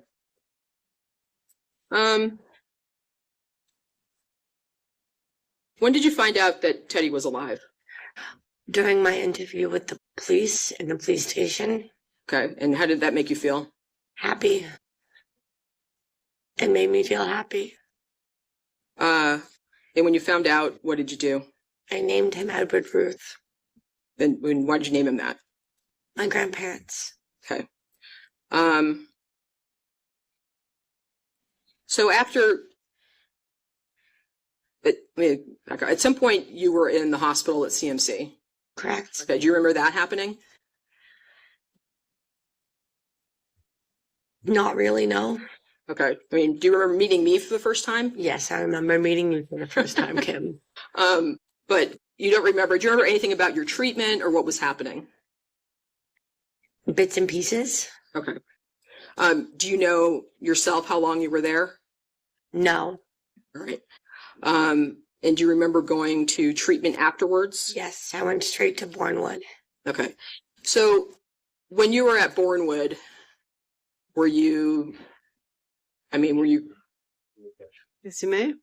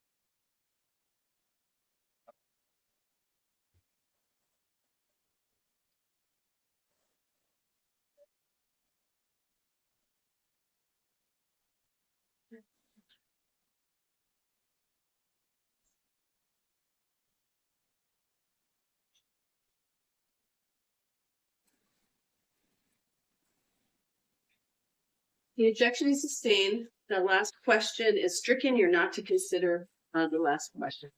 You may proceed. Thank you. All right, Allie, when's the last time you used drugs? December 22nd or 23rd of 2022. So that's a couple days before Teddy was born. Teddy was born. And I mean, why have you relapsed at all? No, I have not. Why not? Because I have my baby at home with me. Like, do you want to use drugs? Okay. If I could just have a second.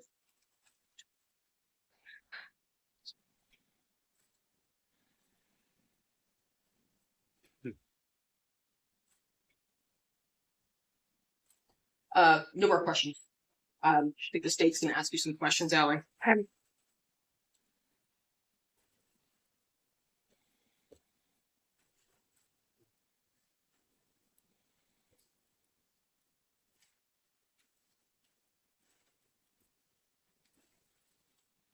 Good afternoon at this point, Ms. Eckersley. Before I get started, how would you prefer that I address you? Is Allie okay, Ms. Eckersley? Allie's fine. Okay, thank you. I appreciate that. Mhm. So, just like to go back to the night of the incident, Allie. You knew the baby was you knew where the baby was that night. That is correct. You knew that I was in your tent when you called 911. That is correct. You told the 911 caller where the baby was. I did. So there was no confusion about the baby's location. I sat on the other side of the bridge on the ground. You weren't specific that it was in there. No, I was not specific. That is correct. Then you heard it crying when you gave birth. Yes. Then because it was crying, it was breathing. Objection, lack of personal knowledge. I didn't know it was breathing. You heard it cry. I heard it cry, yes.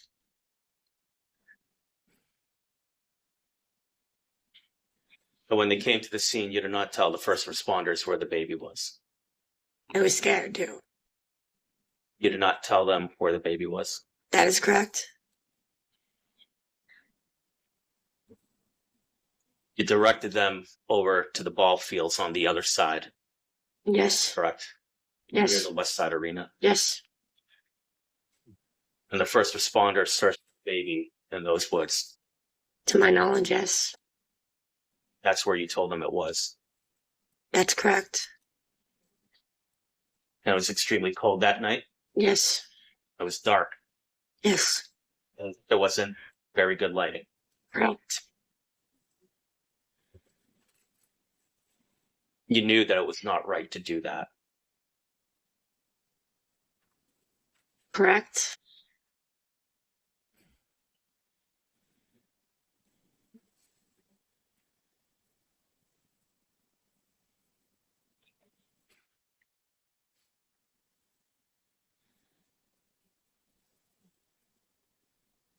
So throughout the night, the first responders' main purpose was to search for the baby. To my knowledge, that is correct. And even after you received treatment when they first came, that was their goal, to find the baby. Correct. Because at that point you had received at least some treatment. Correct. So they were relying on you to tell them where it was, Correct. where the baby was. The 911 caller, or excuse me, 911 call taker, Dan Packard, was also relying on you to provide that information. Correct. She needed that information so she could help you. Correct. You didn't tell her that the baby was crying when you gave birth. Correct. You did not tell her specifically that I was in your tent. Correct.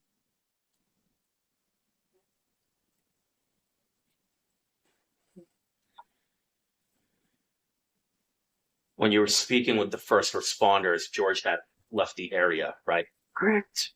So you're the only one that they could rely on to find the baby. Yes. And you weren't confused about where it was. No.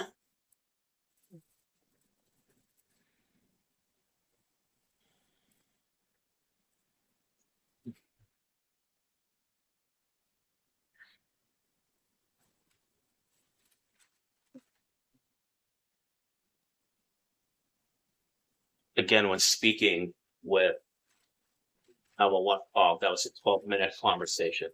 Correct. To my knowledge, I don't know exactly how long it took, so. Give or Yeah, take. give or take, Sure. yes. Okay. Um, and during that entire time, you never told the baby to cry, That is correct. and you had opportunities to do so. Correct. And you had plenty of opportunity while on the phone with her, to tell her that the baby was at your camp. That is correct.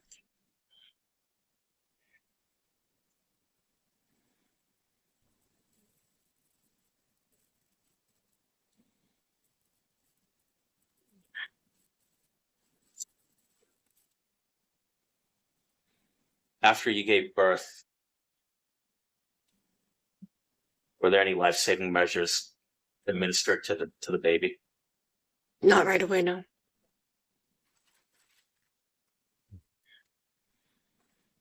You did not administer any life-saving measures. Myself? Yes. I don't know how to, or I didn't at the time. And George didn't administer any life-saving measures. He only checked his pulse.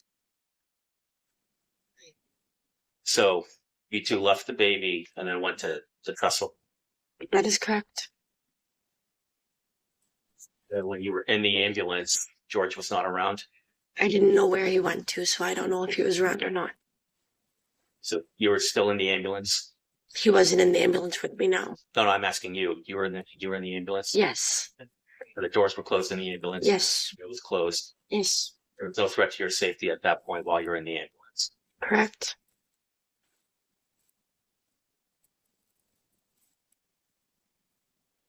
When speaking with the officers, you did not tell them that you lived on the other side of the bridge, right? Yes, I did. Not the officer specifically, not the 911 call taker. The officer specifically, to my knowledge, I did. I don't remember exactly what I said that night, so.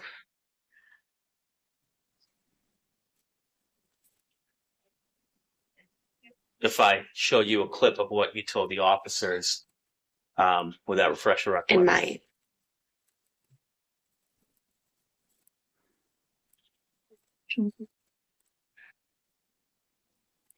I'm sorry.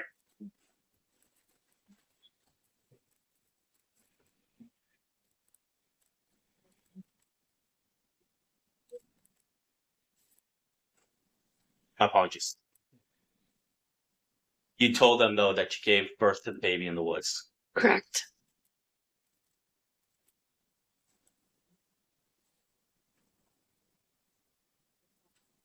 Then later on, one of the officers, Detective Talley, asked you specifically whether baby was in a tent. I don't remember that conversation, but he might have. Now, if I showed you a clip of that body-worn camera footage, would that refresh your recollection? It might. Your Honor, if I may approach the witness. May? I'm going to do so with what's been marked as State's Exhibit 27 for identification.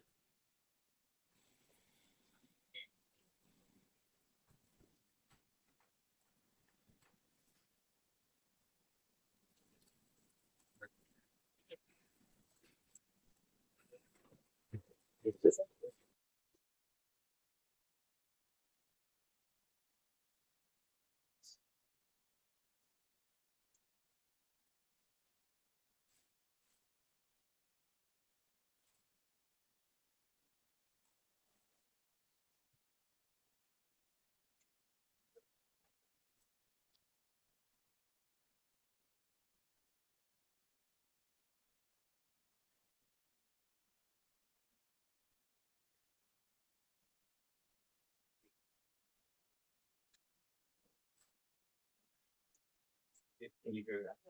Okay. So we go back to work.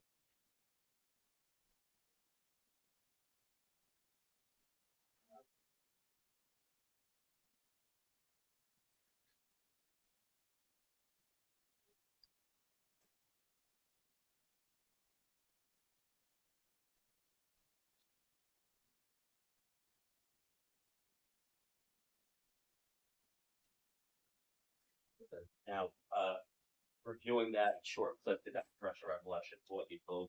You were asked. So I don't remember it specifically, but I did say it apparently. that you were asked Yes. specifically whether or not the baby was dead. Yes. And you told the officer that it was still in the woods. That's what I said, but I still don't remember it.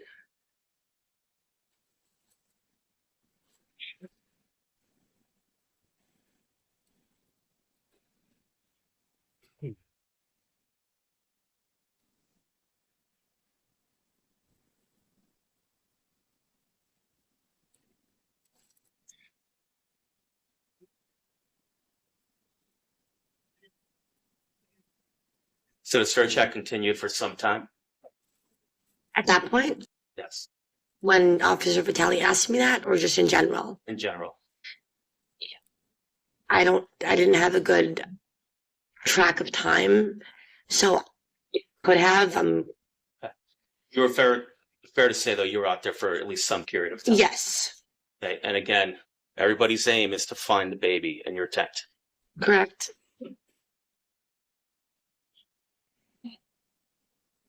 And again, they're asking you these questions specifically because you're the only person that they're relying on for this information. Correct.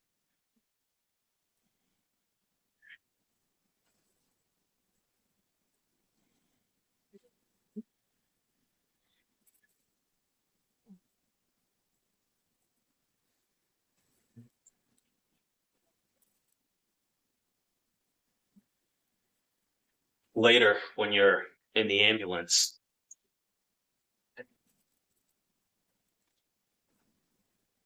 for the second time, you told Officer Collins and the EMT that you would give them a call if you found the baby. I don't remember, but I've heard it on the body worn camera throughout the trial. Okay, so you've seen the body worn camera that was played early in the trial. I heard it. Okay, and you agree that that was you in there, Yes. and that was you making those statements in there. Yes.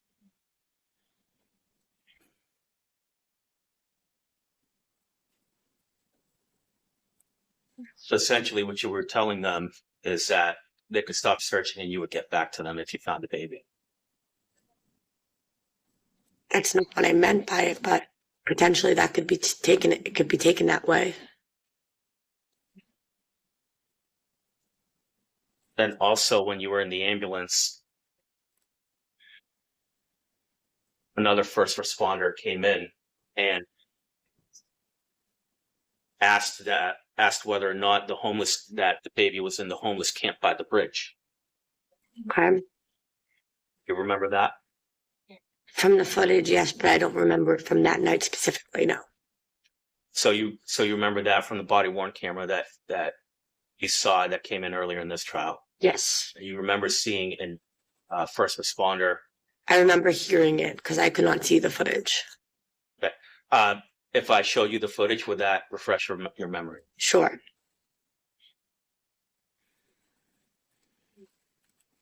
If I may approach the Your Honor. witness again, Your Honor. I object to this. I mean, I don't know what he's refreshing. She said that she agreed that she heard it on there and that it was her. You may approach. Again, this was State's Exhibit number 27. That's been marked for identification.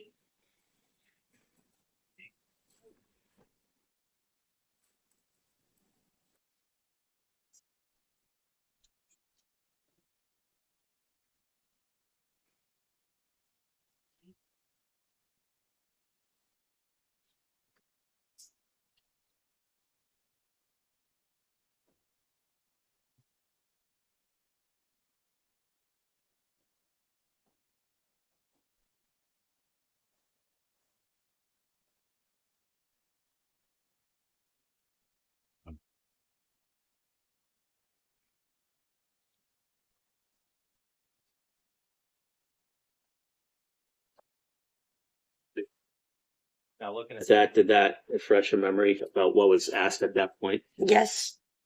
And at that point, after the search had been going on for quite some time, a first responder comes in and specifically asks, "Are you sure it's not the homeless camp or over the bridge?" Right? He asked by the bridge from what I just heard. And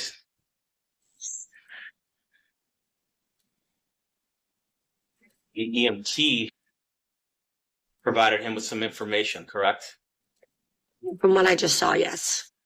That information came from you, Correct? and you did not correct the information at that point for what she was relaying to the first responder. That is correct.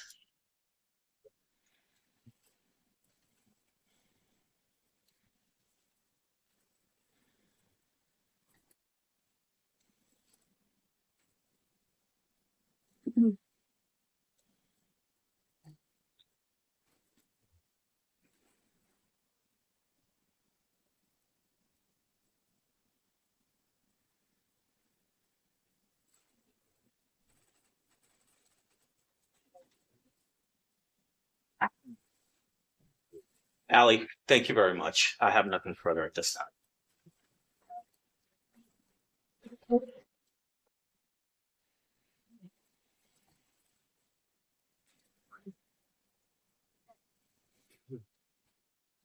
Okay, Allie, we're almost finished, but I want to ask you a couple more questions, okay? Okay. So the prosecutor just asked you a lot of questions that you agreed with. Yes. So for the things that he was asking you about what happened that night and then the body cam, are those things that you remember yourself or things you just heard today? The things that I just heard, that's why I made sure to say that. Okay, so if you said that, then you didn't remember it today. Correct. Okay.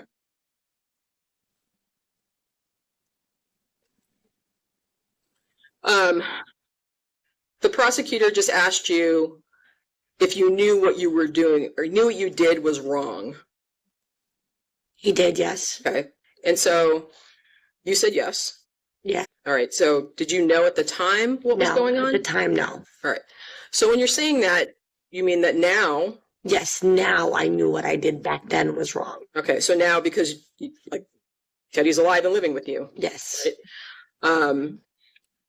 Okay. So, but at the time that you were out there Correct. on Christmas Day, going into the day after Christmas, were you aware that Teddy was alive? No, I was not. Okay. The prosecutor also asked you about how you felt when you were in the ambulance, Correct. right? And he suggested to you that you were safe. I didn't feel it, but in all intents and purposes, I should have been, yes. Okay. So when you agreed with that, you mean like, what do you mean? You mean it looks like by looking at this video, it seems like I should have felt that way? Yes. Okay. Do you remember feeling that way? No. I mean, were you afraid of George? Yes, I was. All right, why are you afraid of him? Not only had he yelled at me, he had also hit me. Okay. But did he threaten to hit you that day? No, he did not. Okay. But he had in the past? Yes. Okay. I don't have anything else. Thank you. Anything further from the state? Let me just have a quick moment, Your Honor.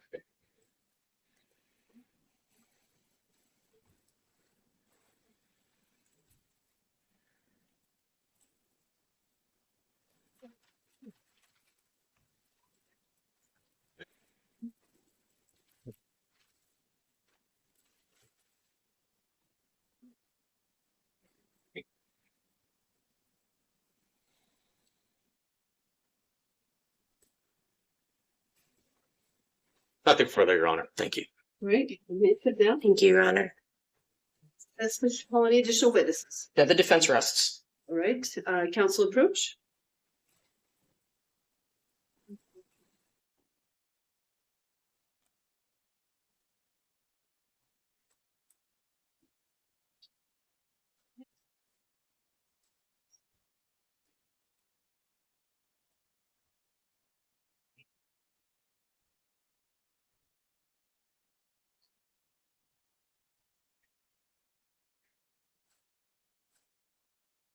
Okay, ladies and gentlemen.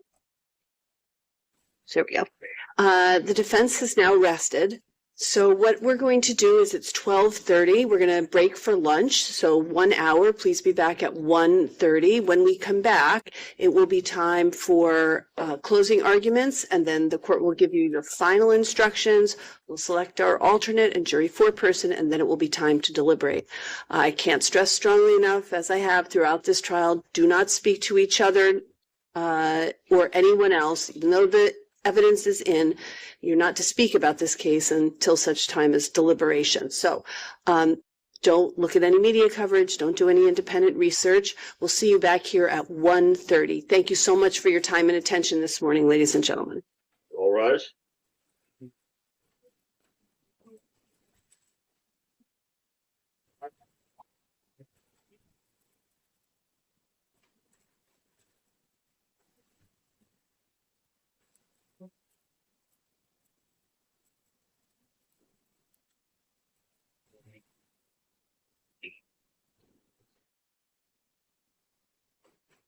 All right, lawyers, if you could be back at about 1:20, just so that we're all set up and ready for a 1:30 start. Okay? Thank you, everybody.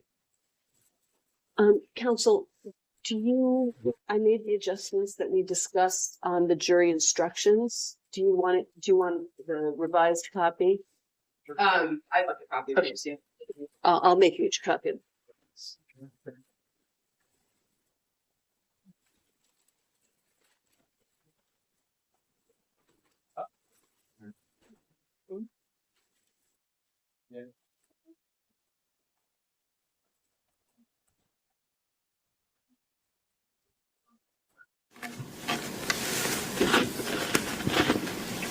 All rise.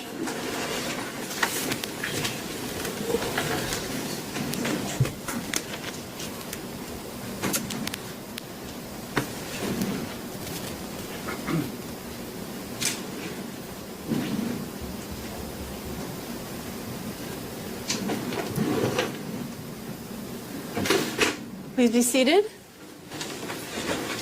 Thank you. We've called this little boy a lot of things in this trial. The fetus, the baby, baby Eckersley. His name is Edward Ruth Eckersley. He's named after his great-grandparents. His family calls him Teddy. He walks and he talks. And he lives at home with his mother and his grandmother. If you went by the state's case, it would be a mystery whether Teddy was alive or dead. The state didn't want you to know that this story had a happy ending. For the state, Teddy has to remain an idea of a baby and not a person, because they don't want his mother to be a person. Because if you knew that he was alive and well and living with his mother, you might wonder what this prosecution is all about. For the state and the city of Manchester, people who live like Allie was living, in a tent, in the cold, on the outskirts of society, are a nuisance to be cleaned up. They smell, they're annoying. They have the nerve to sit in the median with a sign so maybe they can get a few dollars. They act all fucked up. They're called the homeless population because they can't possibly be part of the general population, because then what does that make the rest of us? This is important because we sat in this courtroom and we listened to Officer Collins admit with a big smile on his face all the disgusting things he said about Allie while she was sitting in the back of the cruiser. He didn't care that she could hear him. He wasn't embarrassed that she was sitting right there listening to it all over again. This behavior is encouraged. We sat in this courtroom while Officer Collins and Officer Vitale both talked about breaking up the homeless encampments. And for the state and the city of Manchester, homeless people are just all liars. They're trying to trick you out of your spare change. They aren't individual human beings. They're just all the people in the median. The state promised you some things in its opening that it was not able to deliver. The state told you that it was an hour and a half into the search when Allie, quote, finally decided to tell the truth. And their claimed timeline is impossible. Lauren Berry testified about her report that had the timestamps on it, and the ambulance arrived at 12:41 a.m., and EMS was with the baby at 1:40 a.m. So that's an hour from start to finish. Collins arrived around 12:50 a.m. He tried to say it was 12:30, but we all know that's not true. And by the time Collins got there, Allie was already on the path with all the other first responders that were standing around. Allie had been in the care of AMR for around 9 minutes at that point. And around 18 minutes into Collins's video, they're back in the ambulance again for the second time. And 15 minutes after that, Allie tells them where the camp is. That's 33 minutes after Collins got there, and that is 43 minutes after the ambulance arrived. They told you that nearly an hour after giving birth, Allie told them the baby was crying. Again, this timeline is wrong. There's no clear time when the baby was born, but we do know the ambulance arrived at 12:41. And you're going to have the videos, and I'm going to show it to you. We've seen it a million times. You're going to have Collins's video, and I encourage you to watch it if you think you need to. At 2 minutes and 52 seconds into Collins's video, someone, either Natalia Risher or Lauren Berry, says very clearly she said it was crying. So if the ambulance got there at 12:41 and Collins arrived at 12:50, then sometime within those 9 minutes, Allie had told EMS that she heard the baby cry. They use this word, desperation was setting in. And I encourage you again to watch Officer Collins's video. There's not a lot of desperation happening when you watch it. There's a lot of people standing around talking about George, who he is, where he is he this guy, is he that guy? Most of them know who he is.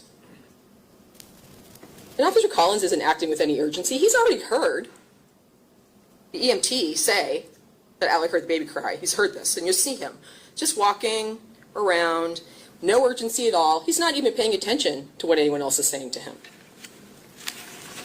In fact, when they're walking back to the ambulance, and this happened multiple times during this evening, they're telling Allie to slow down. We went on The View. The state asked you to note the ball fields. I'm going to ask you again to watch the video, and you never see Collins on a ball field. They're always on that path, or they're at the ambulance, or they're going to where the tent is. We all walked from the end of the ice arena parking lot to the end of the trestle bridge. And when I say the end, I mean at the street. You know, it's not very far from where everyone says the ambulance was. You don't need to take a bus from the end of the parking lot to where the bridge meets the road. We all walked over the bridge. The state stopped you there. Remember the state pointing all the way down the path? They said, oh, you have to look to see where the path crosses the road. As if one would have to walk all the way down the path to get to where the tent was. The state said it was done showing you where to go. Attorney Strand told you there was one more place. And we walked about 10 giant steps from where we were and arrived at the top of the path to where the tent was. Why did the state do that? I mean, who knows? Maybe they didn't know where the path was. The first plan was to put you back on the bus and drive you 100 yards to the other end of the parking lot. Because the state wants you to think finding Teddy took an hour and a half and Allie was leading people miles out of their way, and that is just not what happened. Now the state has charged Allie 5 different ways for the same thing. And the judge is going to give you an instruction on alternative theories.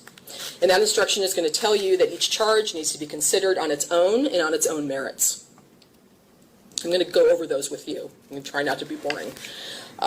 There are 2 charges of second-degree assault. And I'm sure when you first heard those charges, you imagined that Allie had really assaulted her baby.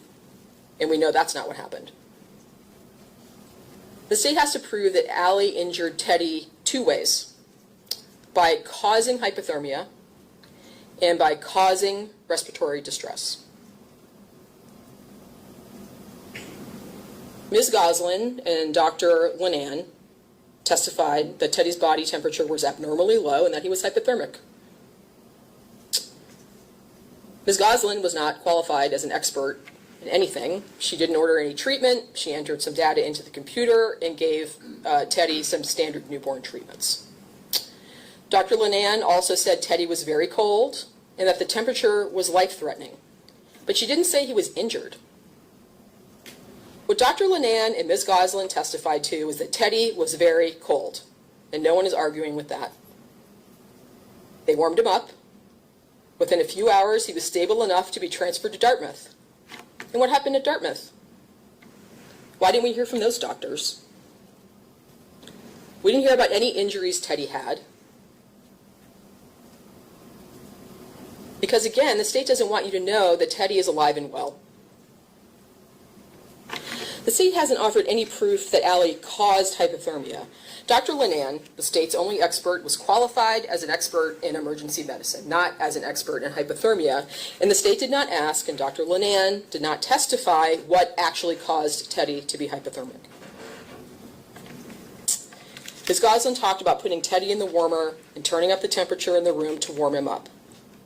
They don't have warmers in hospitals because babies are being born outside all the time. They have warmers in the hospital because babies can get hypothermic anywhere.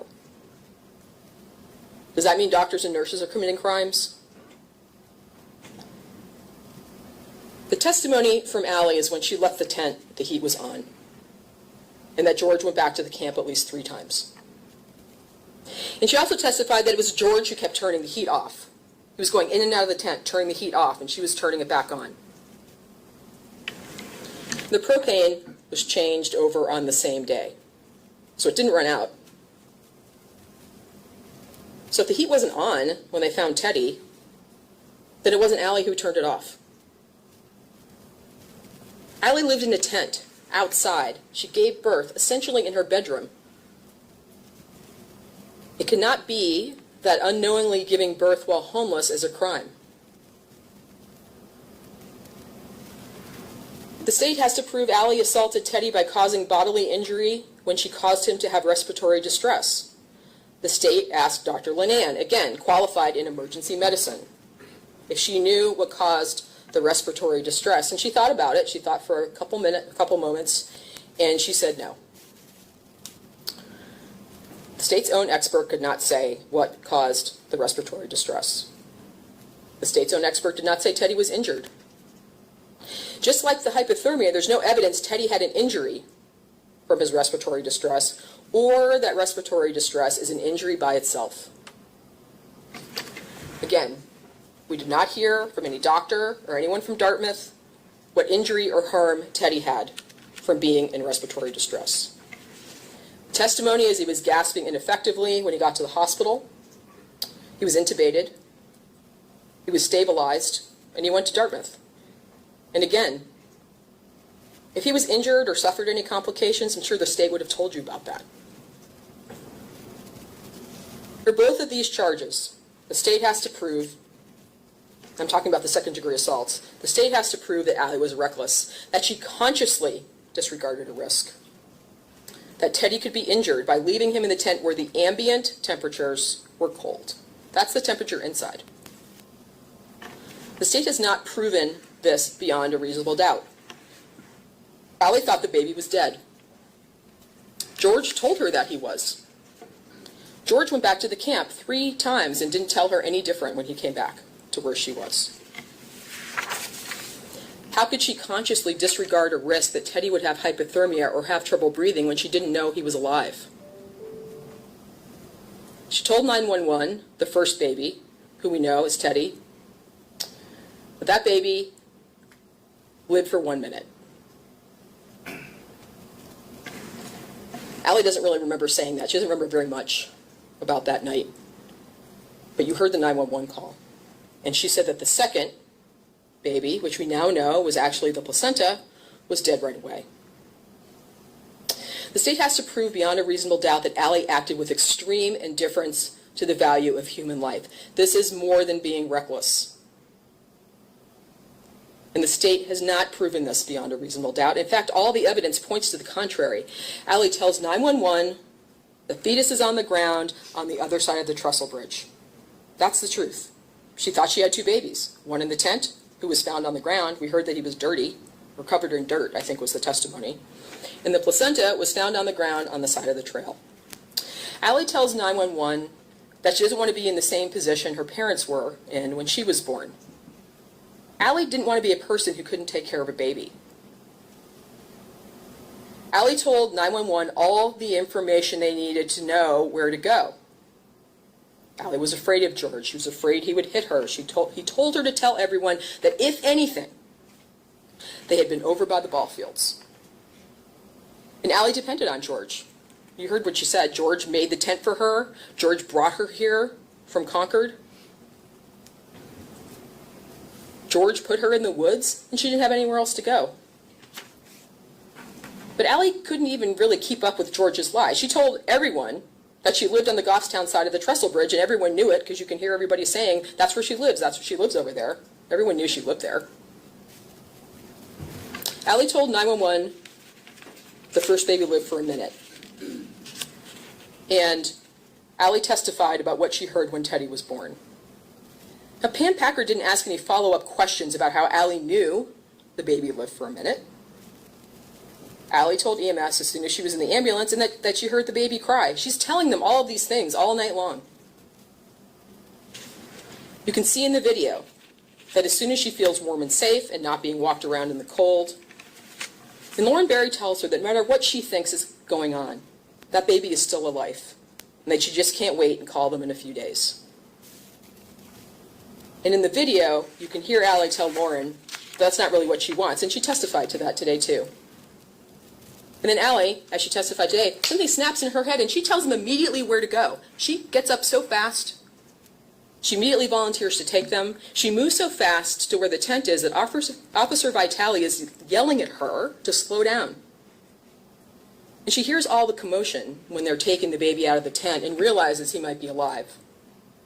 And she asks Collins, is it still moving?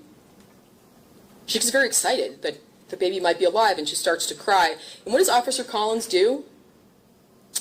Officer Collins lies to her and tells her the baby is gone. It's been gone. Why does he tell her this? And I'm just going to use his words, because Allie was hysterical and he wanted to calm her down. Think about that for a second. Collins knew he was going to have to transport Allie to the police station. Collins told Allie her baby was dead to make his life easier, because he didn't want to transport hysterical Allie in his cruiser to the police station. So he's the second man that night to tell Allie her baby was dead. First George told her, then Officer Collins told her that. She's been told all night long that that baby is dead. And when Allie finds out at the police station the baby is alive, she's relieved and happy, and she immediately gives him a name. She told you she never used drugs again from that moment on. And she doesn't want to, because she has Teddy. Those facts do not prove extreme indifference to the value of human life.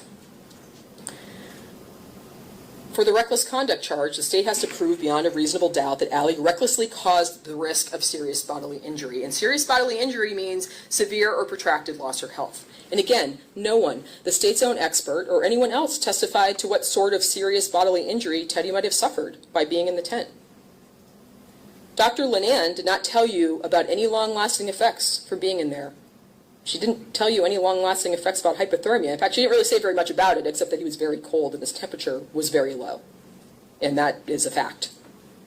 That happened. No doctor from Dartmouth, where Teddy went later, came here to tell you that something long-lasting could have or did happen to Teddy. And we know that Teddy is alive and well.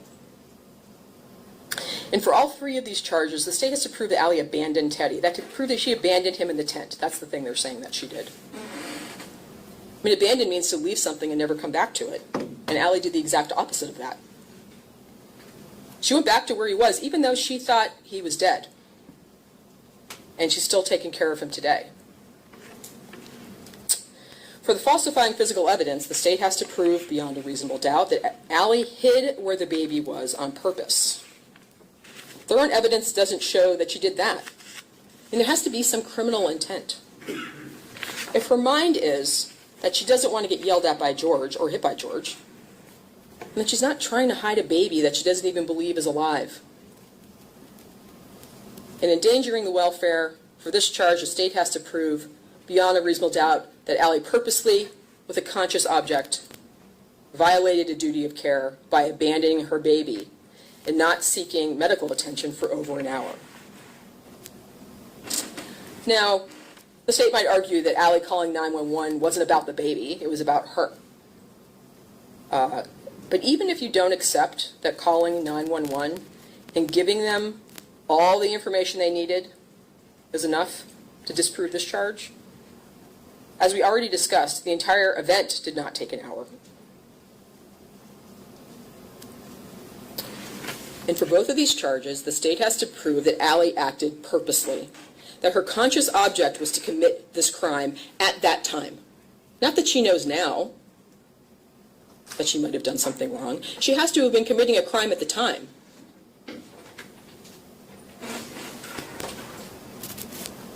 Not later when she finds out Teddy's alive, not later after going to treatment, not later after having her son with her. Because of course she feels bad about that. Who wouldn't? But you have to find that she was committing a crime at the time of this event. The state told you in your opening that you should disregard Allie's mental health issues. It's more complicated than that, though. You heard from Dr. Pelleprat. She told you about how Allie grew up with one of the most complex mental health histories Dr. Pelleprat had ever seen. Allie's mental health issues made her dysregulated, impulsive. Her mental illness caused her to run away to New Hampshire to be with an older man. Dr. Pelleprat told you that being on the street for 5 years caused Allie to regress. Regress at a time when a typical person is rounding out their personality. Dr. Pelleprat told you she was vulnerable. She was sexually victimized more than one time. Dr. Pelleprat told you how being in placements like Allie was, although they were necessary, also affected her social development. She did not have a command of social situations. And Allie had been on significant psychiatric meds from a very young age. And at the age of 20, when Allie left home, she was probably functioning as a young adolescent. And most importantly, Allie was childlike and vulnerable. You can see it by watching the videos. You can see it by watching her behavior. She's playing music, she's singing to soothe herself.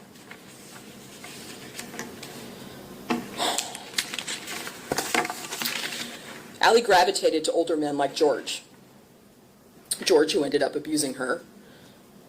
Allie told you that George was 20 years older than her, or about 20 years older than her, that George brought her down here from Concord.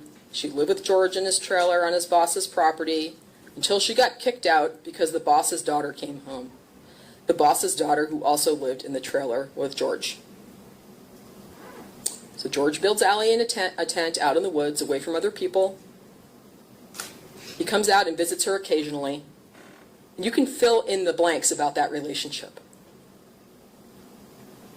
You have to take Allie as she was that night. Alone, vulnerable, living with unmedicated bipolar disorder, dysregulated, substance use disorder, likely functioning several years below her actual age. But you saw her here today. You'd never know that that was that person. It's a miracle. Ask yourself what sort of mental state Allie was in that night. She couldn't form a coherent mental state. Ironically, when you listen to the 911 call, you can hear Allie tell Pam Packard that her, quote, mental state is all over the place. She couldn't know how prescient that statement would be, but she would have to be talking about her mental state in the court. She says things like that all through the night. I'm in shock. My mind is all over the place.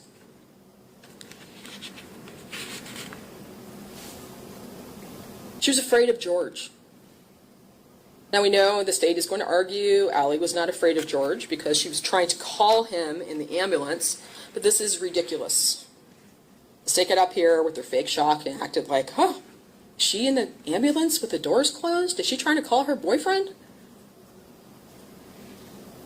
state is asking you to disbelieve your own eyes and ears about what was happening in that video. Because what was happening is multiple people yelling at Allie about where her boyfriend is. We have to get your boyfriend here. What's your boyfriend's number? And Allie is making the most perfunctory efforts to call George. She's not calling him. Waving her phone around and saying whatever. She's not calling George. The most ridiculous thing about this is that the police all seem to know exactly who George was. They describe him. The fire rescue people watch him just walk away. Lauren Berry told you that she thought it was odd that Allie's, quote, support system just walked away and left her there. Lauren said that her boyfriend never would have done that. But that Allie had been in Lauren Berry's position and not in her own. The judge is going to tell you that you have to decide this case without sympathy, and you don't have to feel sorry for Allie to know that she's not guilty. And Allie is not asking you to feel sorry for her, just to understand who and where she was that night. Because most importantly, where Allie was going through childbirth. Anyone who's had a child or knows someone who's had a child knows childbirth doesn't end when the baby comes out. You know it's incredibly painful and incredibly dangerous. Lauren Berry told Allie she was experiencing a life-threatening emergency. Lauren Berry told you it's not unusual for a woman to think that delivering a second baby, to think she is delivering a second baby when delivering the placenta. Because that's what it feels like. Pam Packard agreed that Allie was in a dangerous situation. Pam Packard told you a fundal massage is incredibly painful. She told Allie not to even get up off the ground. Allie thought she was dying. She says this on the 911 call. She says, "I'm still alive," when they ask her if she's still there. It got a laugh in voir dire when I referred to the pregnancy video doing its job, because everyone in the courtroom knows what that means. Because it looks really scary to have a baby. It looks really bloody and painful. Because even in the best case scenario, that is what happens to you. This happens whether you're toughing it out without any painkillers or having major surgery. And if you're very lucky, everyone survives to be together. Allie had no clue what was happening. She didn't have a birth coach or a midwife or a doula or a doctor or a nurse or weeks of prenatal classes or read a million pregnancy and parenting books. What she had was Pam Packard telling her how to do her own fundal massage and George walking off and leaving her there alone. And also consider what parents think about when a person is pregnant with a child. They're imagining what the baby will look like, what the baby will be like. Will they have blue eyes or brown eyes? Will he look like his mother or his father? Will he like sports? Will he be a genius? Those parents are prepared to have a baby. Those parents have conceptualized that baby as a member of their family. Allie didn't have any of that. She didn't know she was pregnant. She knew so little about being pregnant that she thought the umbilical cord had to be cut off of her and not the baby. You know, Officer Collins said that he had a son in March.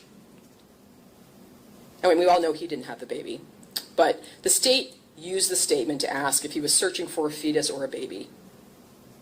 To show he was concerned about Allie's baby, someone told him a little more than 2 minutes after he arrived that Allie said the baby cried, and he has zero reaction to this, and you can see it if you watch his video.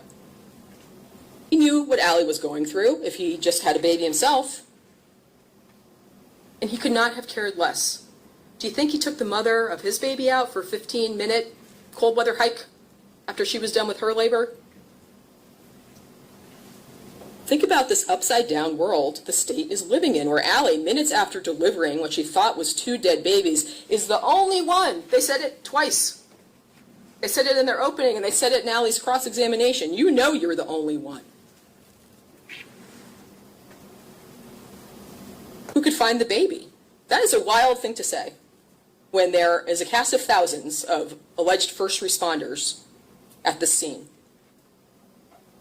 What was their plan if Allie had passed out while they had her hiking around out there with her headlamp on? What was their plan if she'd insisted I'm going to the hospital because the blood was gushing out of her. I'm sure the state's going to tell you how incredibly lucky we all are that Teddy survived, and we are lucky. Allie is thrilled. But we're also all incredibly lucky that Allie survived this event. And we didn't really hear about any plan to rescue Teddy or Allie, for that matter. Lauren Barry said that Nick Poulin, the fire lieutenant, had some sort of plan. But he didn't come here to tell you what it was, which all adds up to there being no plan at all. They weren't talking, the people out there weren't talking to each other, they weren't sharing information. Lauren Barry said it, they were acting as separate entities. There were 2 internal investigations into the way this was handled, one into Lauren Barry, and apparently one into the ambulance driver. The last one of those was a surprise. We know the outcome of the investigation is that it was unfounded, because the people conducting the hearing decided that Lauren Barry was making the best of a bad situation. And Lauren Barry had her suspicions who told on her. Was it her partner, Natalia Risher? Who knows? She didn't testify, but there's no way to know. But I think Lauren Barry knew who it was. The reason Lauren Barry had to take Teddy to the hospital in a fire truck is because the ambulance didn't answer the call to come and get him. As far as that internal investigation is concerned, that outcome will remain a mystery to all of us because no one is talking about that one. So not only are these people acting as separate entities, the people within the separate entities don't even really like each other. Natalia Risher is filing reports on Lauren Barry. Collins is calling his colleague Beleza a fucking, I'm not going to say it, R-word. I mean, I don't know if it's worse or better that he didn't mean Teddy or Allie when he said that. But that's what he's calling his own colleague, like on his body cam. I don't care. All the information they needed was on the 911 call. Fetus, who we now know as Teddy, was on the ground on the other side of the trestle bridge. George DeBurge's phone number, he gave it to Pam Packard. Why does the 911 operator even ask for a phone number? So they can follow up with the person who made the call. Allie tells Pam Packard she thought the baby lived for a minute, and there's no follow-up questioning about why she might have thought that. But Pam Packard takes that information and tells Fire that the baby's not viable. She doesn't tell them Allie thought the baby lived for a minute, or at all. Even Pam Packard, who really was the only one showing Allie any kindness that night, wasn't really listening to what Allie told her. You can tell when she's telling Allie to get some towels and some blankets so Allie can lay down on the ground and do her fundal massage. Allie says more than one time that she doesn't have those things, but Pam Packard continues to tell her to lay down on a blanket or a towel and not get up. And where's George in all of this? Who knows? Oh, didn't hear from him. We didn't hear from him, and he's the one that went back to the tent 3 times and just walked away. Just walked away. He should be sitting in that chair and not Allie. If one person had bothered to ask about the initial information, this whole event would have been over in the few minutes it took to walk from the end of the trestle bridge to Allie's tent. And the police absolutely knew where it was. You can hear them in the video. The prosecutor just played it. They're not asking Allie. They're all just standing around at the door saying, oh, she lives in the Goffstown side. That makes more sense where the homeless encampment is. It really does make more sense that someone would go look there. There was a sign at the end of the path. And of course it makes more sense that a person who would have a baby, would have a baby where they lived and not be walking to the store in the middle of a freezing cold night. But no one asked for that 911 information. Both Collins and Vitale said they had radios that called 911. And there was a cast of thousands there, and no one knew what the others were doing. Was Allie bleeding, alone, fucking out of her mind, as one officer called her? You can see that also in Collins' video. And that's another one where he says, oh, I know our cameras are rolling, but this chick's out of her fucking mind. Yep. Any respect for her? So is that the person who's in charge of this investigation, Allie? Who just had a baby? who's obviously messed up because they say it over and over and over again and talk about her like she's not there? What even is the purpose of this prosecution? Is it to send a message to homeless people? But they better not ask for help because they'll just end up in a courtroom? Is it to tell women they better have their babies in a way the government approves of? Let's see all these pictures up here. I'm not going to show them to you again. You can look at them. They brought them up to you like they were trophies. What's this? Oh, that's a bloody bed. What's this? Oh, that's a bloody pair of pants hung on a clothesline so everyone can see them. To show you how disgusting it was, right? How disgusting they think Allie is. I mean, whose blood do they think was splashed all over this makeshift home? That was Allie's blood. It was Allie's blood trail they were talking about when the state got up here and asked Collins and Vitale, who, by the way, were the two greenest cops that could have been sent out to this event. Both of them, today, have worked for 3 years and have worked nowhere else. So at that time, they'd been on the job about 18 months. That's who came in. That's who was there.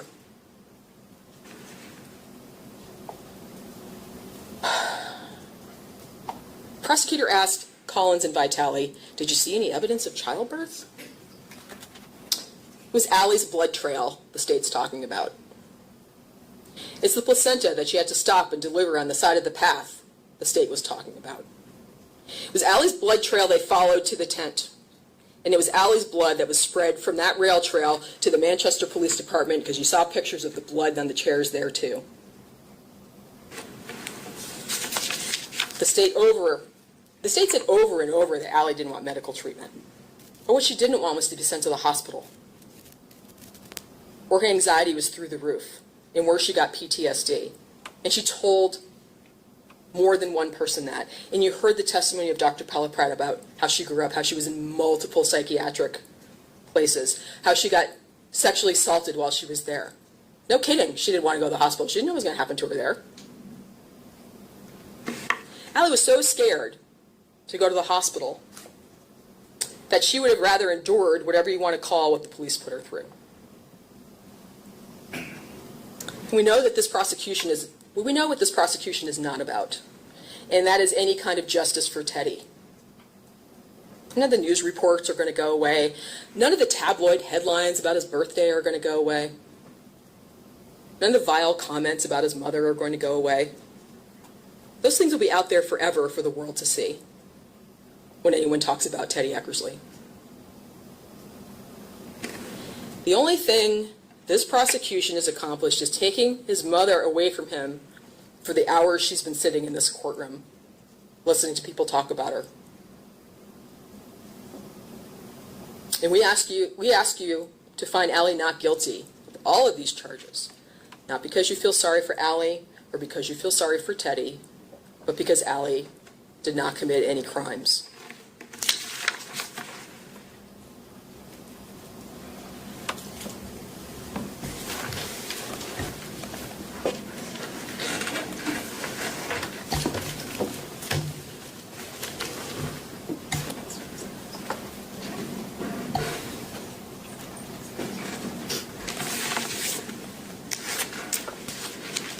Wow. That was a lot. So defense counsel wants to talk to you about anything. Anything except a baby lying on the ground, freezing to death in a tent. And the reason that the baby remains there, lying on the ground, freezing in the tent, is because Ms. Eckersley lied to police about his location. They will talk to you about anything but that. That's what she's charged with.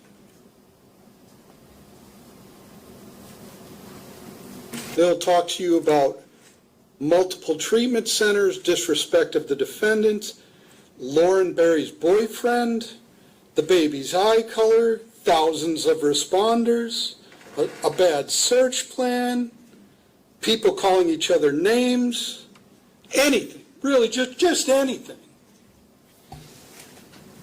Except that baby who's lying on the ground in the tent freezing to death because the defendant told police,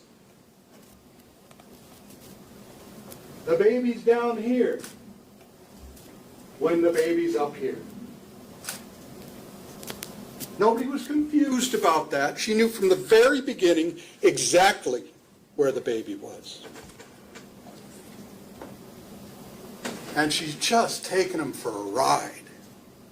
We're talking about, I mean, you know, defense counsel did a little play on the time here, but Lauren Berry testified that the call was received at 24:29:37, so a half an hour after midnight.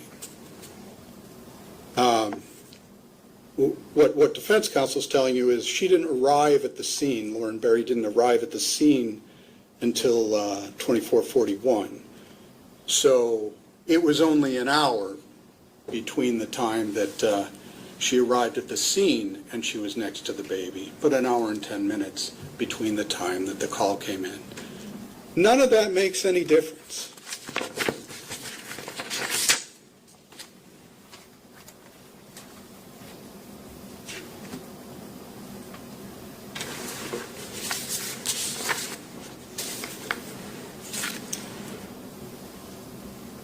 So you have a bunch of lawyers telling you what happened in a video. Here's the thing. You have the evidence, okay? So you have every one of those videos that we showed.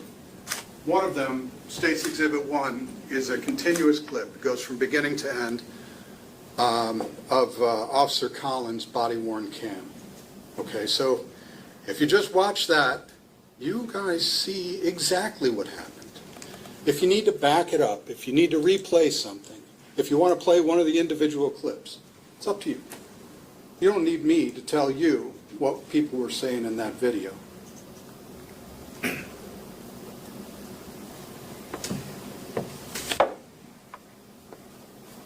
You also have 911 call, if you want to listen to that. You have Officer Vitale's body-worn cam, if you want to take a look at that. All of the photographs, all of that stuff is yours. You're going to take it with you. You can look at it as much as you want. So I don't need to talk to you about what's in all those videos, but I would like you to consider some things.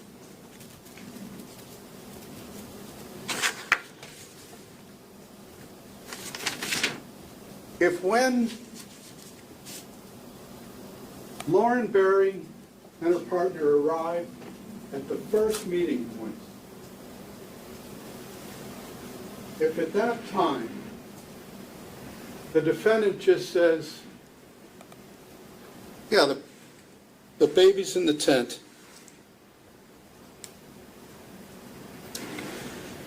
then, oh, it might have been good if she mentioned that it cried. But if she tells Lauren Berry and her partner, the baby's over in the tent, it's on the other side of the trestle, just go on over there. Then the EMTs go over to the tent, they grab the baby. There's no reason for any of this.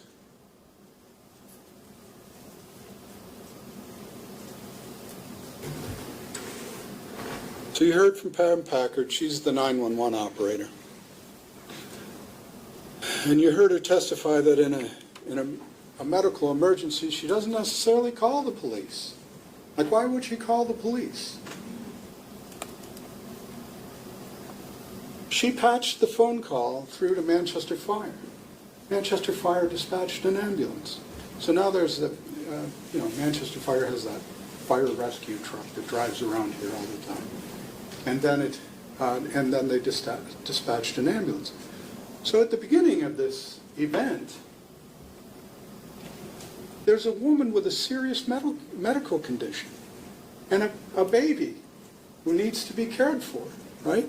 And a fire and ambulance go over to this scene. That's it, right? There's no reason for police to be involved in any of this. until a baby's lost in the woods. Now the police have to go, right? Now somebody with some investigative resources has to show up and search for the baby, of course. When there's a baby lost in the woods, then we need everybody. We need the police, we need the ambulance, we need the firefighters, anybody who's available. We need them to be out there searching for that baby.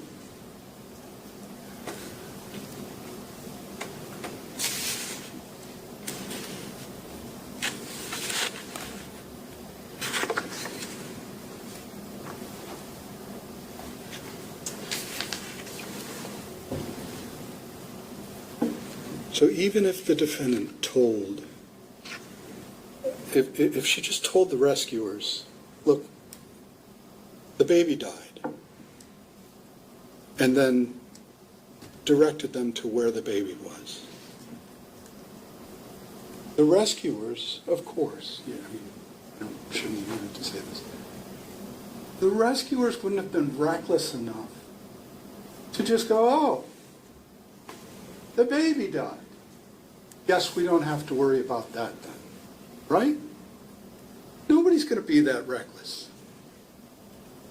They're going to go check. They're going to go make sure, some sort of medical professional, something like that. They're going to make sure.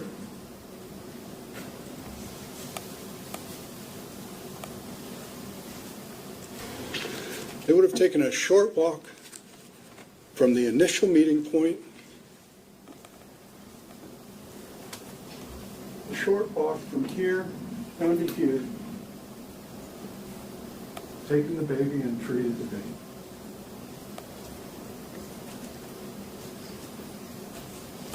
In fact, if it had gone that way, there's nothing illegal about that. Nobody gets in trouble. Nobody's getting arrested. Now, you guys saw the video, and you can watch them again, as I said. There's nobody there trying to arrest the defendant. That's not what they're there for. When they show up, they assume that they're helping her. They assume that she's the mother of a baby who's lost in the woods, and that she wants their help to find the baby. Should they have assumed that she was lying to them and called up the 911 person in Laconia to check on that? No. No, they're standing there with the mother of the baby. They assume that she wants to help them find the baby. So if she tells them where the baby is, why would they think the baby was somewhere else?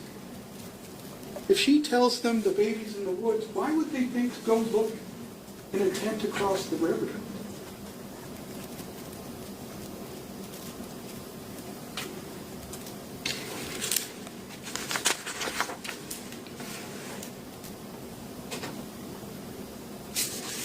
So I want to talk about the charge of falsifying physical evidence, and I'm going to read you the language of the charge. The defendant concealed the location of her newborn infant with the purpose to impair its availability in the investigation.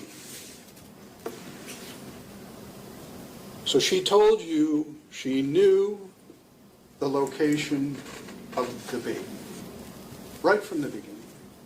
Like, it wasn't like she got confused at some point and said, maybe, I'm not sure. She knew right from the beginning exactly where the baby was.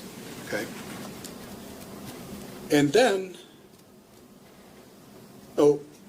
so for the purposes of this charge, you should know that the baby is the evidence.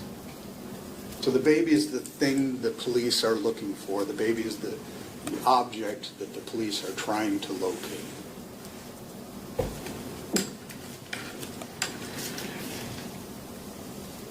So when she misdirects the police, when she lies to them about where the baby is, or in terms of the charge, she lies about where the evidence is, then she's committed the crime of falsifying physical evidence. It doesn't matter what condition she thought the baby was in. The baby was physical evidence. When she lies to the police about the physical evidence, then it's falsifying physical evidence. It's an odd title, but that's what it is.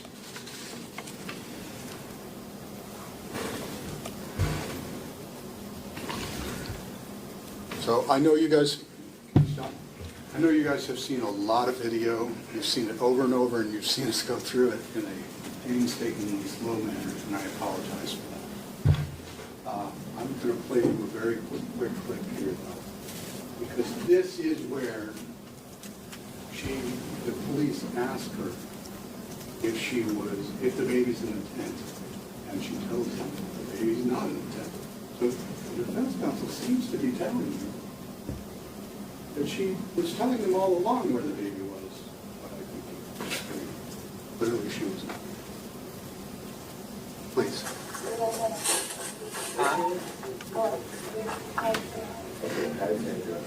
Where is the baby like at a tent or like not just out in the middle of the woods?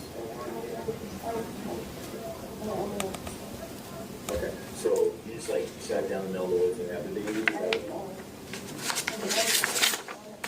Yeah, no, that's fine. I'm just trying to figure out like if there's like a specific landmark or something. You're just sitting in the middle of the woods walking. Okay. Did you leave anything near the baby or no? Were you in like in a culvert or like by a tree or like anything? Where do you guys sleep? Where? Alright, but you were over on this side? That part I don't know. I'm not supposed to know yet. So you're sure you weren't over that way? You know where it kicks out on the far end or the side? Alright, so it's definitely back this way. You heard crying? Yes, I left them home.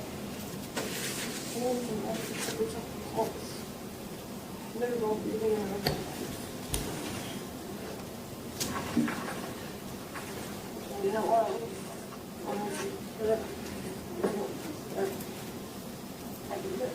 How could we recognize it? Thank you.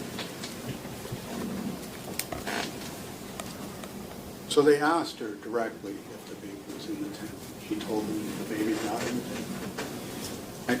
And I apologize because now I'm telling you what's in the video. You just saw it. Okay.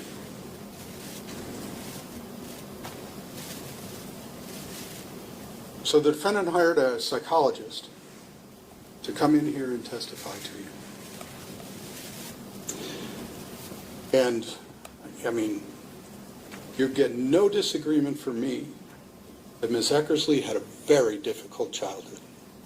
Not only her childhood, but her adult life as well. I mean,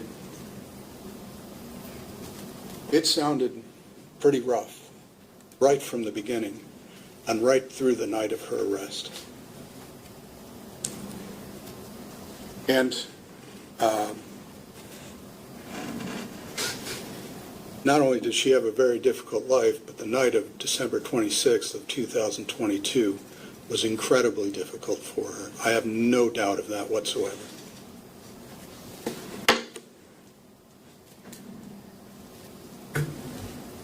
But here's what this case is about. There's really no getting around it.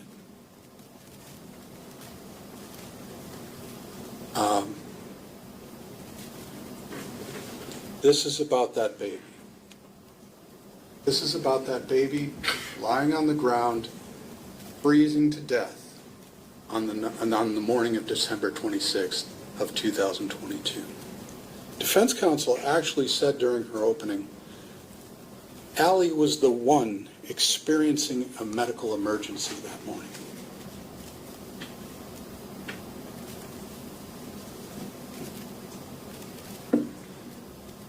She wasn't the only one.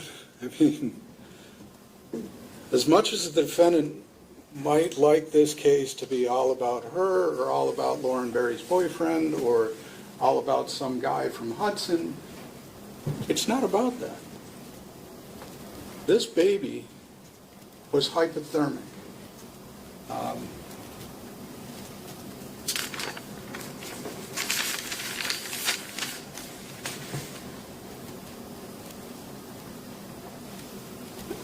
There was a mention of serious bodily injury, and whether or not anyone testified that this baby suffered some injury. So what happens is, just a few minutes after I'm done here, and I'm not too far away from that, the judge is going to tell you what the law of this case is. Okay, just like she did before we started the evidence. She gave you some instructions. She's going to finish those instructions and tell you about. One of the things she's going to tell you about is the charges. But she's also going to define serious bodily injury. And so I'm just going to read that definition to you real quick here. Serious bodily injury means any harm to the body which causes severe, permanent, or protracted loss of, or impairment to the health or the function of any part of the body. Okay, so what we are alleging here, the charge against Ms. Eckersley, is that leaving the baby on the ground, freezing to death, did this.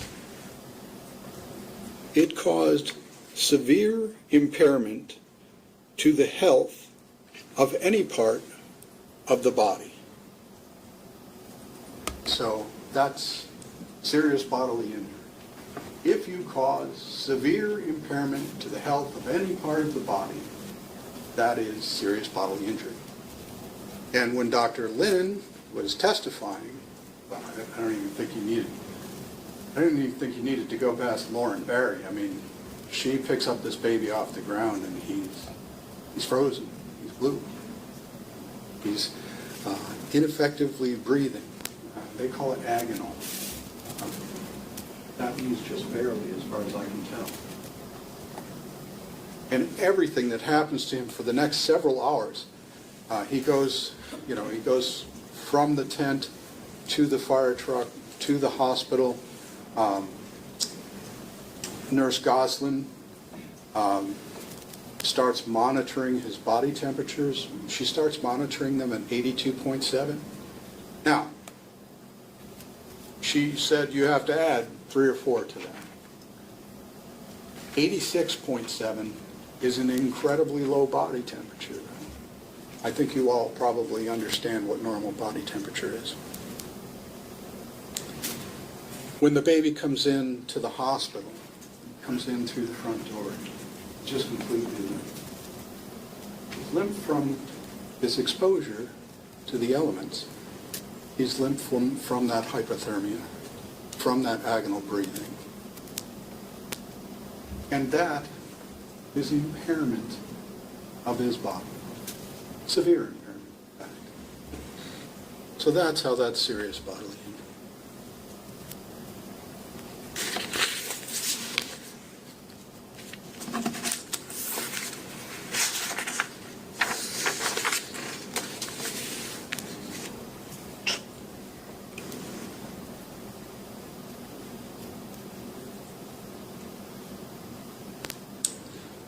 So according to the 911 call time, the baby was born very early on December 26th. He's born in a tent, but really at the beginning things are not going so badly for him. It was warm. He was sheltered. His mother was there. He was breathing well enough to start crying. He was small, but this we know, he was very strong. That boy survived through some very harsh elements. He fell to the floor, and that's where he remained for the next hour.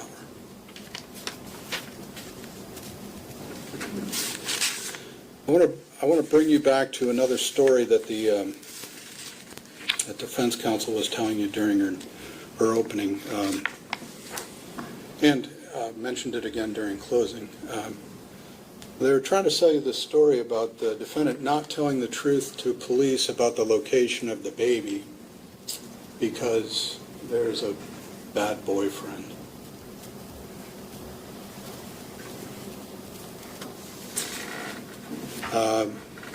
Initially, in the opening, they're talking about her being protected, finally protected from the boyfriend when she's in the ambulance. She gets safe, she feels secure, so now she can stop lying.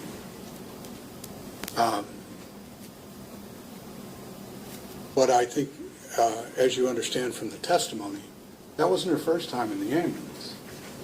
She's in the ambulance at point one. So she's initially in the ambulance. She's warm, secure, from any outside threats. There are firefighters outside waiting for some direction where to search. The door is closed. She's in the ambulance with 2 EMTs.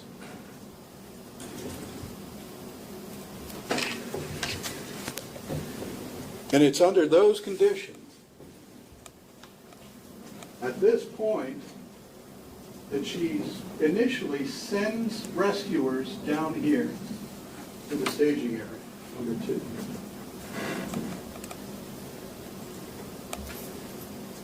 Not only does she send them down there, she actually rode down there in the ambulance as well, so pretty secure. That was the first time in the ambulance. The video where you saw her telling the EMT where the baby actually was, that was her second time in the ambulance. So the first time in the ambulance didn't get any video because the police weren't there. It was just the ambulance people. They don't record stuff in the back of an ambulance. You're not getting any video. It was the second time when a police officer was sitting in the ambulance. That's when you got the video.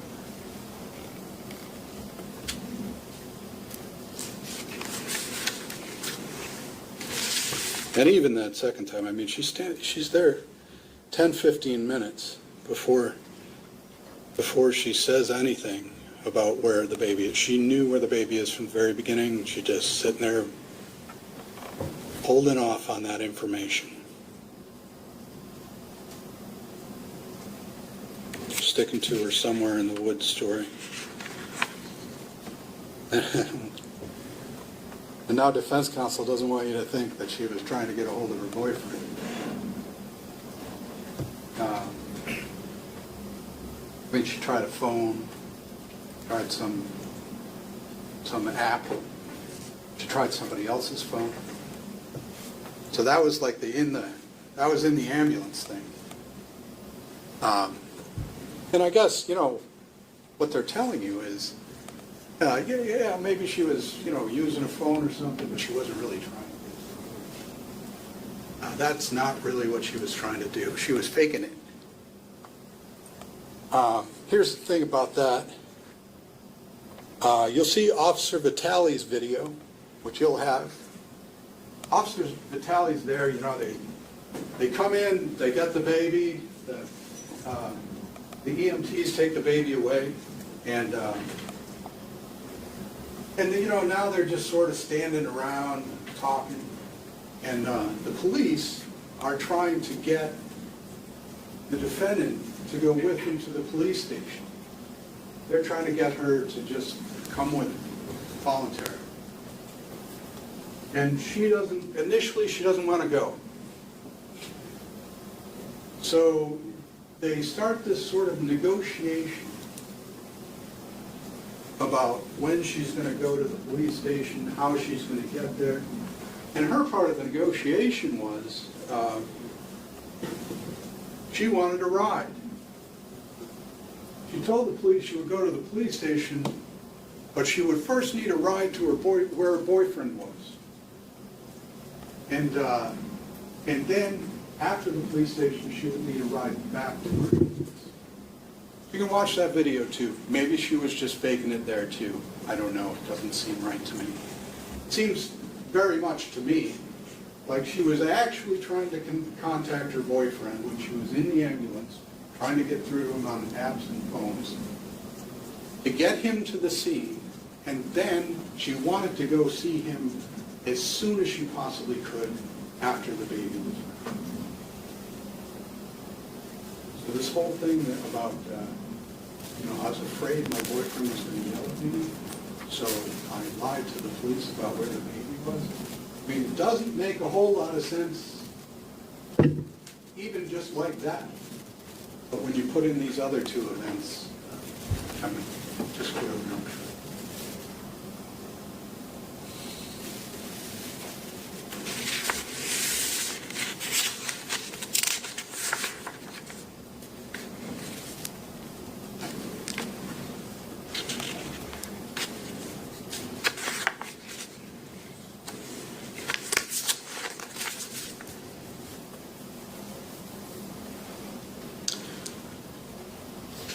So it's important that you understand recklessness.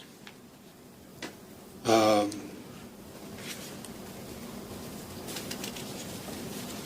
question of recklessness is not whether the defendant had determined whether the baby was alive. The question is whether the defendant was aware that there was a risk that the baby may be alive. The judge is going to define these terms. Like I said, you're going to get copies of the written instructions. Those are the ones to follow.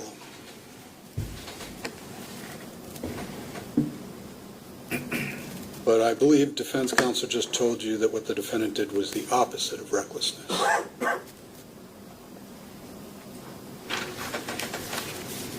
According to Dr. Lennon, the defendant was 7.5 to 8 months along when she gave birth.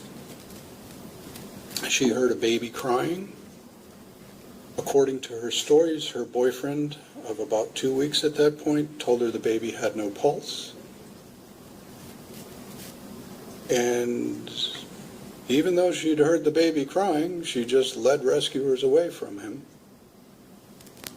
while the baby was lying on the ground freezing. Was that reckless?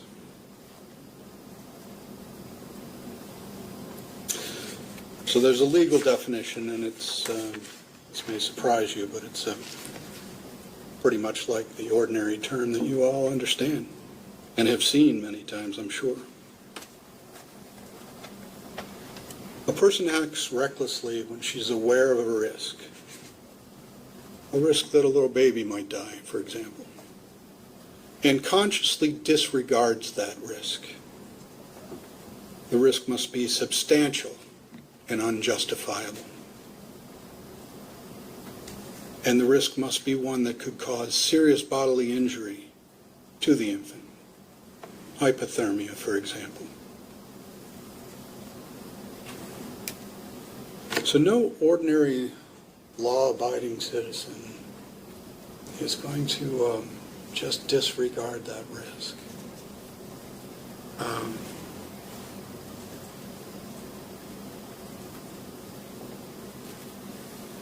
So recklessness does not require that she was aware that the baby was alive. Recklessness requires that she was aware that there was a risk that the baby was alive.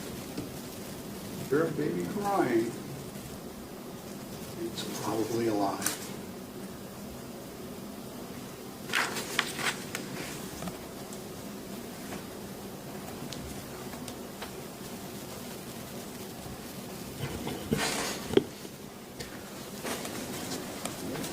All right, ladies and gentlemen, I'm now going to finish my instructions to you.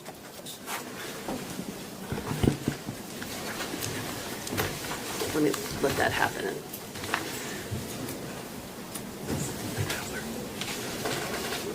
Your Honor? Yes. Can we approach just for a quick minute? Yes? Sorry.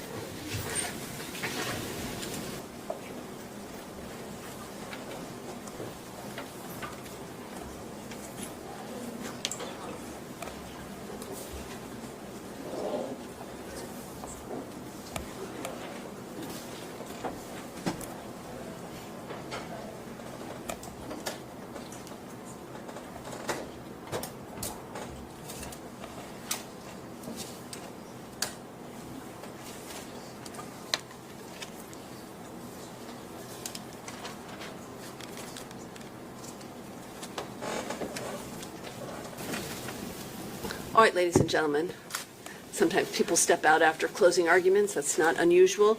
I'm now going to complete my instructions to you. Please remember that in order to reach a verdict in this case, whether it is guilty or not guilty, your verdict must be unanimous. And I remind you that you will have copies of my instructions, as many copies as you want, both the instructions from the beginning of the case and the instructions I'm going to give you now as a whole. You should consider them as a whole, and you will have written copies of those instructions with you in the deliberation room.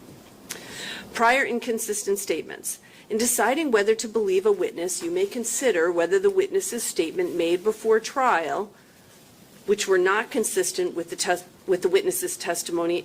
Let me start that again. I'm sorry. In deciding whether to believe a witness, you may consider whether the witness made statements before trial which were not consistent with the witness's testimony at trial.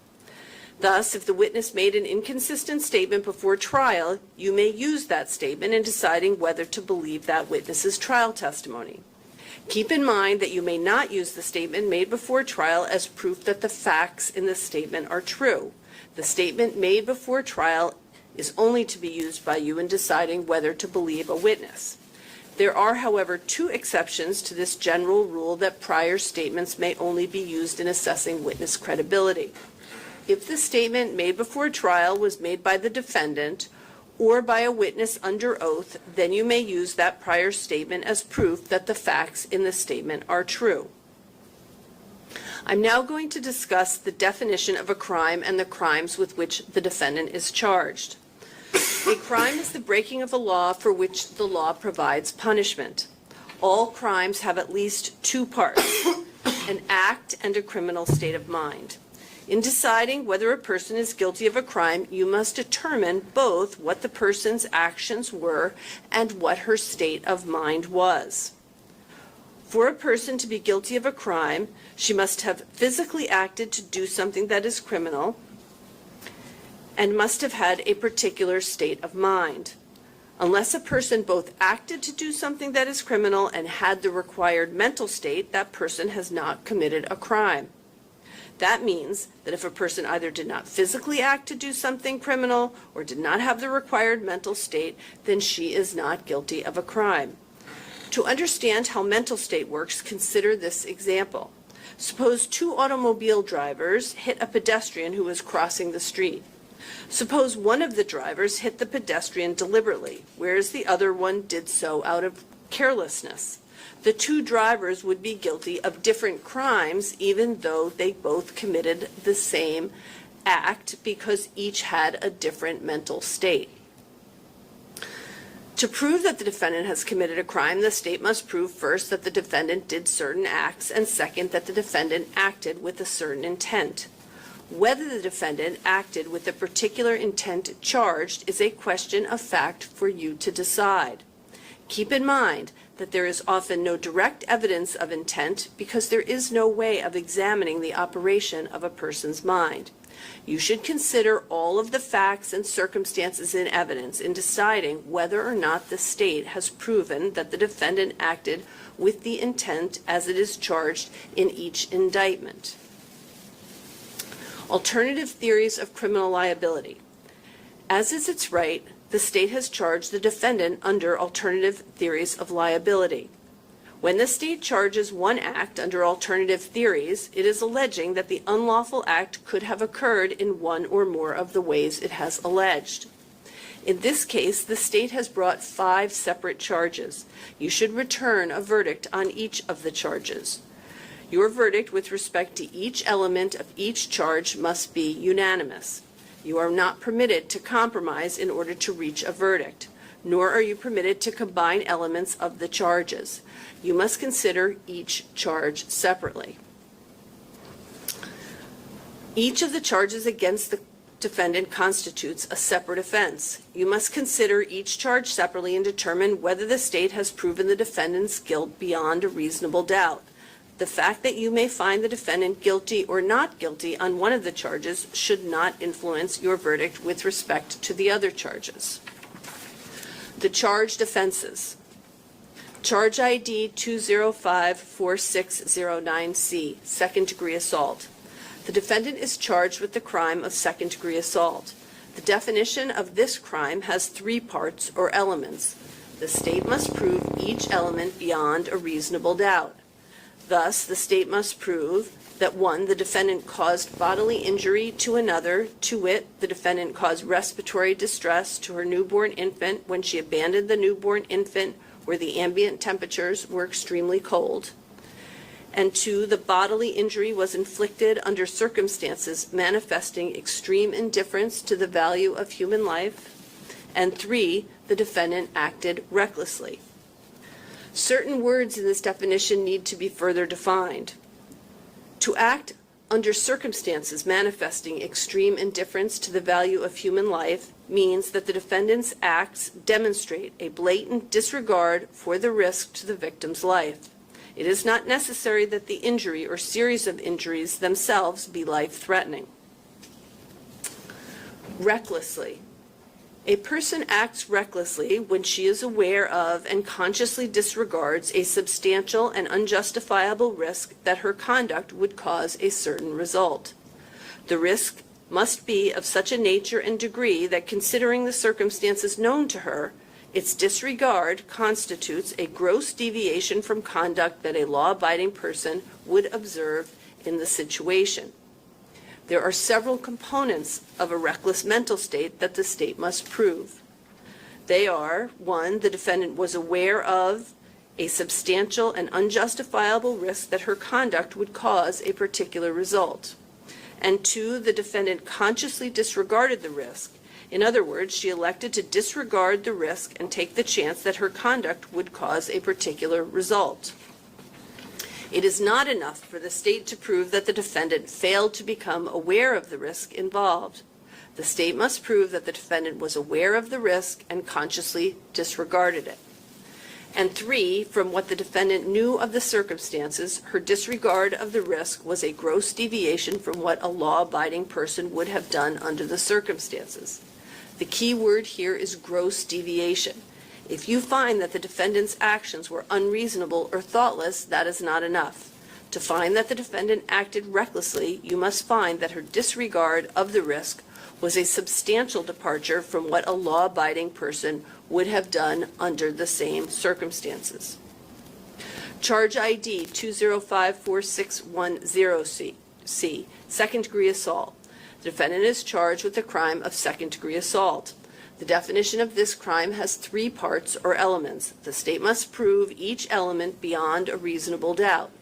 Thus, on this charge, the state must prove that 1, the defendant caused bodily injury to another, to wit, the defendant caused hypothermia to her newborn infant when she abandoned the newborn infant where the ambient temperatures were extremely cold, and 2, bodily injury was inflicted under circumstances manifesting extreme indifference to the value of human life, and 3, the defendant acted recklessly. Now again, ladies and gentlemen, I'm not going to reread you the definitions for circumstances manifesting extreme indifference to the value of human life. I've already read you that definition. It applies to this charge as well. The same with the definition of recklessly. So you'll apply the same definitions for those terms on each of those charges. Charge ID 2145612C, reckless conduct. Defendant is charged with the crime of reckless conduct. The definition of this crime has 3 parts or elements. The state must prove each element beyond a reasonable doubt. Thus, the state must prove that 1, the defendant engaged in conduct that placed another in danger of serious bodily injury. To wit, the defendant abandoned her newborn infant where the ambient temperatures were extremely cold. And 2, the newborn infant was a child under the age of 13. And 3, the defendant acted recklessly. Again, ladies and gentlemen, that the definition of recklessly that I read to you earlier also applies to the term recklessly, the mental state recklessly within this charge. Additionally, the term serious bodily injury means any harm to the body which causes severe, permanent, or protracted loss of or impairment to the health or of the function of any part of the body. Charge ID 2045614C, falsifying physical evidence. The defendant is charged with the crime of falsifying physical evidence. The definition of this crime has three parts or elements. The state must prove each part of the definition, state must prove each element beyond a reasonable doubt. Thus, the state must prove that the defendant believed that an investigation was pending or about to be instituted, and 2, the defendant concealed physical evidence, to which she concealed the location of her newborn infant, and 3, the defendant's purpose in committing that act was to impair the availability of the physical evidence in the investigation. These are the elements of falsifying physical evidence. Certain words in the definition need to be further defined. Purposely. A person acts purposely when her conscious object is to cause a certain result. The state must prove that the defendant had the conscious object to cause this result. The key words here are conscious object. To have a conscious object means to have a specific intent. It means that the defendant desired to cause a certain result. It is not enough for the state to prove that the defendant knew or was aware of what she was doing, nor is it enough for the state to prove that the defendant created a risk of injury or harm. To prove that the defendant acted purposely requires more than that. It requires proof that the defendant specifically intended or desired to bring about a particular result. Charge ID 2045633C, endangering the welfare of a child. The defendant is charged with the crime of endangering the welfare of a child. This offense has three parts or elements. The state must prove each element beyond a reasonable doubt. Thus, the state must prove that 1, the defendant owed a duty of care, protection, or support to a child under 18 years of age, and 2, the defendant purposely violated this duty of care, protection, or support by abandoning the newborn infant in a tent without heat or proper clothing in the woods when the outside temperature was approximately 15 degrees Fahrenheit, and failed to immediately seek medical attention for over an hour. Medical assistance for over an hour. And 3, by this conduct, the defendant knowingly endangered the welfare of the child. Certain words in this definition need to be further defined. Purposely. I've already given you the definition of purposely. You'll use that same definition for this charge. Knowingly. A person acts knowingly when she is aware of the nature of her conduct or the circumstances under which she acted. The state does not have to prove that the defendant specifically intended or desired a particular result. What the state must prove is that the defendant was aware of the nature of her conduct. In conclusion, ladies and gentlemen, let me say that this case is important to both of the parties, the state and the defendant. The principles of law that I have given to you are intended to guide you in reaching a fair result. You are to exercise your judgment and common sense with honesty, understanding, and due deliberation. As I said before, you should decide this case without passion, without prejudice, and without sympathy. It is your highest duty as officers of this court to conscientiously determine a fair and just result in this case.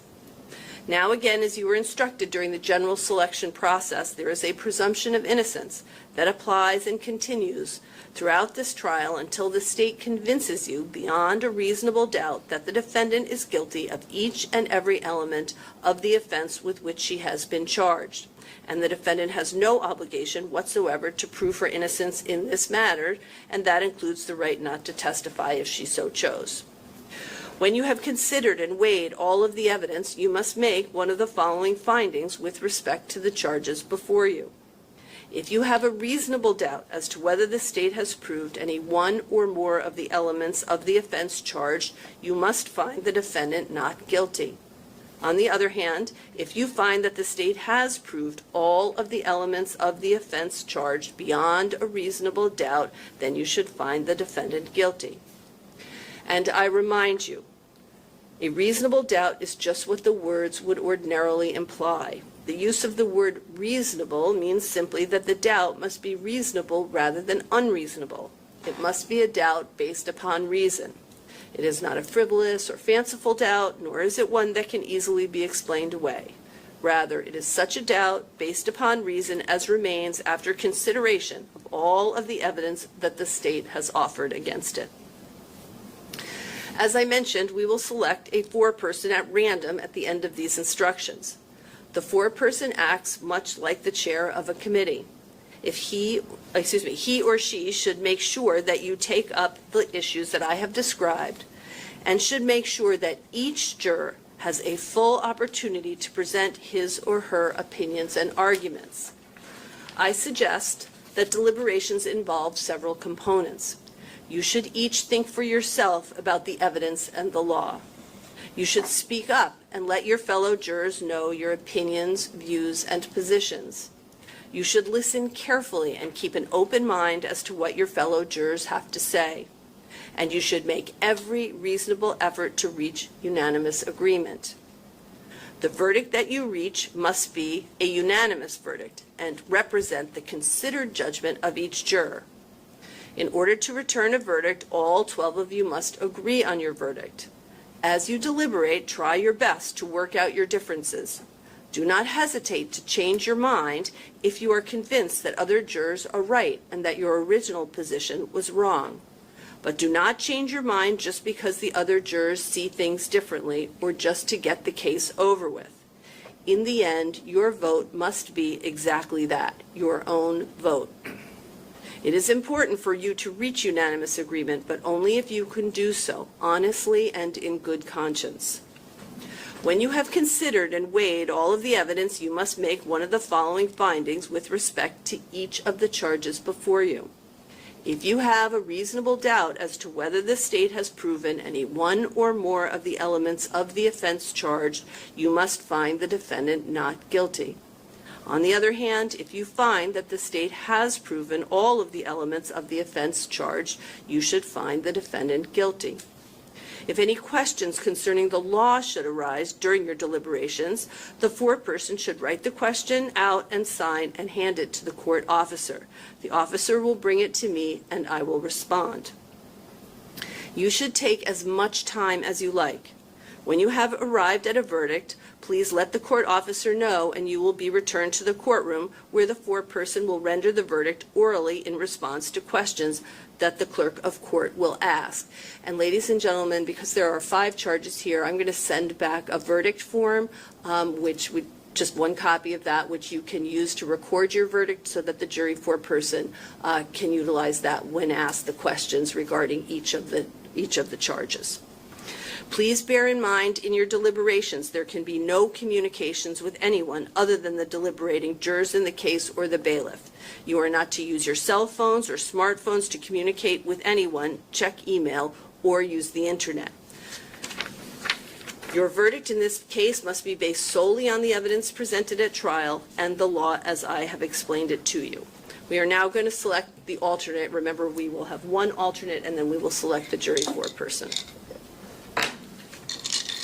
So the alternate will be juror number 1. So juror number 1, you will be taken to another location. Do not discuss the case. Don't read anything about the case. You're going to be, there are times when we do need to use our alternates in the deliberation process, but for now, we'll just bring you to another location. Don't discuss the case or have any contact regarding the case, okay?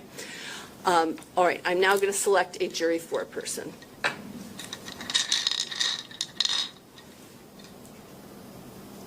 Juror 15. We don't have a juror 15 here. So. Juror number 11. Are you willing to serve as the jury foreperson? Yes, I am. All right. So you will have these instructions. What I'm going to do is I'm now going to, we'll make copies of the instructions. I'll send 6 copies back. If you want more, just please let the court officer know. If you have any other concerns or problems, just speak to the court officer. You're to make sure that your phones remain in the box. You're not to use those with one exception that's been pre-approved, just for the purposes of an emergency, okay? Ladies and gentlemen, thank you so much for your time and attention today. All rise for the jurors.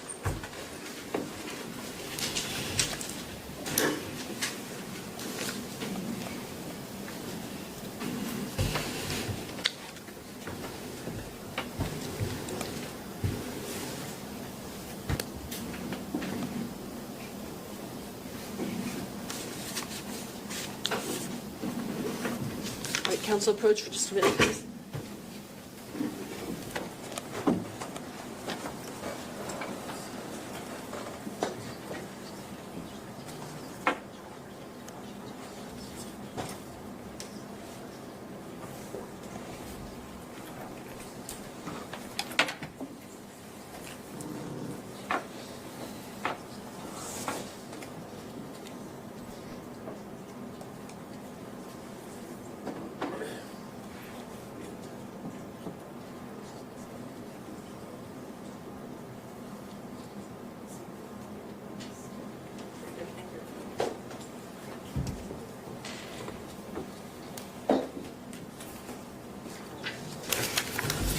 You can go. Council, you saw the verdict form, yes? Yes.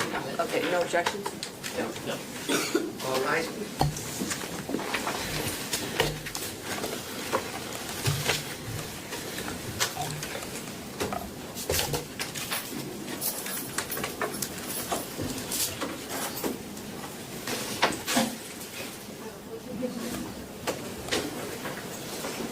I just need all council not to go anywhere, please.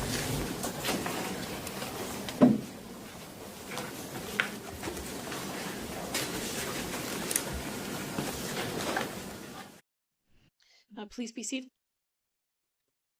Would the defendant please stand, face the jury, and would the foreman please stand? Mr. Foreman, has the jury reached a verdict in this case? Yes, we have. And how say you, Mr. Foreperson, as to charge ID 2054609, charging the defendant Alexandra Eckersley with the crime of second-degree assault with respiratory distress? Do you find the defendant guilty or not guilty? Not guilty. You say, Mr. Foreman, that the verdict is not guilty. So say you all, ladies and gentlemen. Yes. Thank you. As to the next charge, charging the crime of second-degree assault for hypothermia, do you find the defendant guilty or not guilty, Mr. Foreman? Not guilty.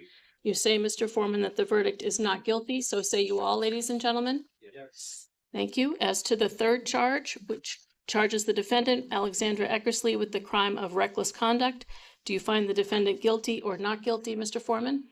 Guilty. You say, Mr. Foreman, that the verdict on reckless conduct is guilty. So say you all, ladies and gentlemen. Yes. Thank you. And as to the charge ending in 614C, charging Alexandra Eckersley with the crime of falsifying physical evidence, do you find the defendant guilty or not guilty, Mr. Foreman? Guilty. You say, Mr. Foreman, that the verdict is guilty of falsifying physical evidence. So say you all, ladies and gentlemen. Yes. And finally, as to charge ending in 633C, which charges the defendant, Alexandra Eckersley, with the crime of endangering the welfare of child or incompetent, do you find the defendant guilty or not guilty, Mr. Foreman? Guilty. You say, Mr. Foreman, that the verdict on child endangering the welfare of a child is guilty. So say you all, ladies and gentlemen. Yes. Thank you. You may be seated. May be seated. Ladies and gentlemen, thank you first so much for your service. You listened very attentively throughout this trial. The court very much appreciates that. For the alternate as well. What I'm going to do now is I'm going to send you back into the jury deliberation room for a few minutes. I'm going to join you in a couple of minutes. I'm going to take care of matters out here. The alternate is going to go back to the deliberation room with you.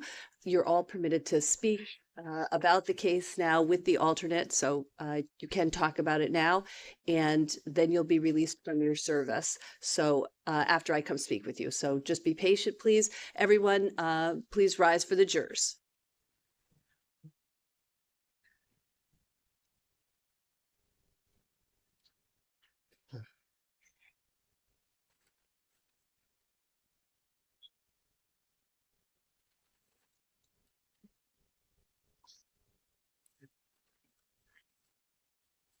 You may be seated. All right. We do have a sentencing to schedule for 3 of the charges, Attorney Cossack. Do you have a sense of when you want to do that? I think 60 days. I think 60 days, is that acceptable? This is the objection from the state? No objection from the state to that timeline. And the state agrees bail shall remain the same. Yes, bail shall remain as set. Okay, so Ms. Eckersley, bail's going to remain as set, so the bail conditions that are presently in place are going to remain in place. We will schedule a hearing. About how long do you think you're going to need for that, Attorney Cossack, for the defense An hour? and for the state? I'm not sure, Your Honor. Okay. Maybe a half-hour presentation for the state. Okay, I'll schedule it all for about an hour and a half. I'm just going to work with the clerk. You don't need to do it right now. Is Okay. that fine? Okay. Your Honor, Yes. if we need more time, if we go back and we calculate that we may need more time, may we petition the court for an extended hearing, 2 hours or so? You can ask for more if you think there's a reason to request more time. Otherwise, at this point, I'll schedule it for the hour and a half based on what you've said. But you can petition the court if you find that there's some reason to have a longer hearing. All right. Thank you. All right. Though it may be challenging, so think about it now, and maybe if we have to, maybe challenging to give it a lot more time in the time that we're allotting it now. So if you do know that you're going to need more time, please alert the clerk as soon as you can. Okay. Yes, Your Honor. Thank you. Okay. Your Honor. Anything further from the defense? I just, as to what we had talked about the alternate theory briefing, did you still want us to do that or no? I mean, that could be part of the sentencing memo, I suppose. So. No, don't do it that way. Okay, yeah, I can do it. That's why I'm asking. What I would say is this. Speak to the state. You may agree on the alternate theories issue. You may disagree on it. Let's set a briefing deadline. I'd like to do that sooner rather than later. Okay. How long do you need? If I give you 3 weeks? Yeah, that's fine. Okay. That's fine. So I think it probably makes sense to have, and if you can do it sooner, do it sooner. Attorney Getzels, I'll expect a responsive pleading within 10 days from the defense pleading. Yes, Your Honor. Okay. Anything additional? No, thank you. You're all set, everyone. Thank you.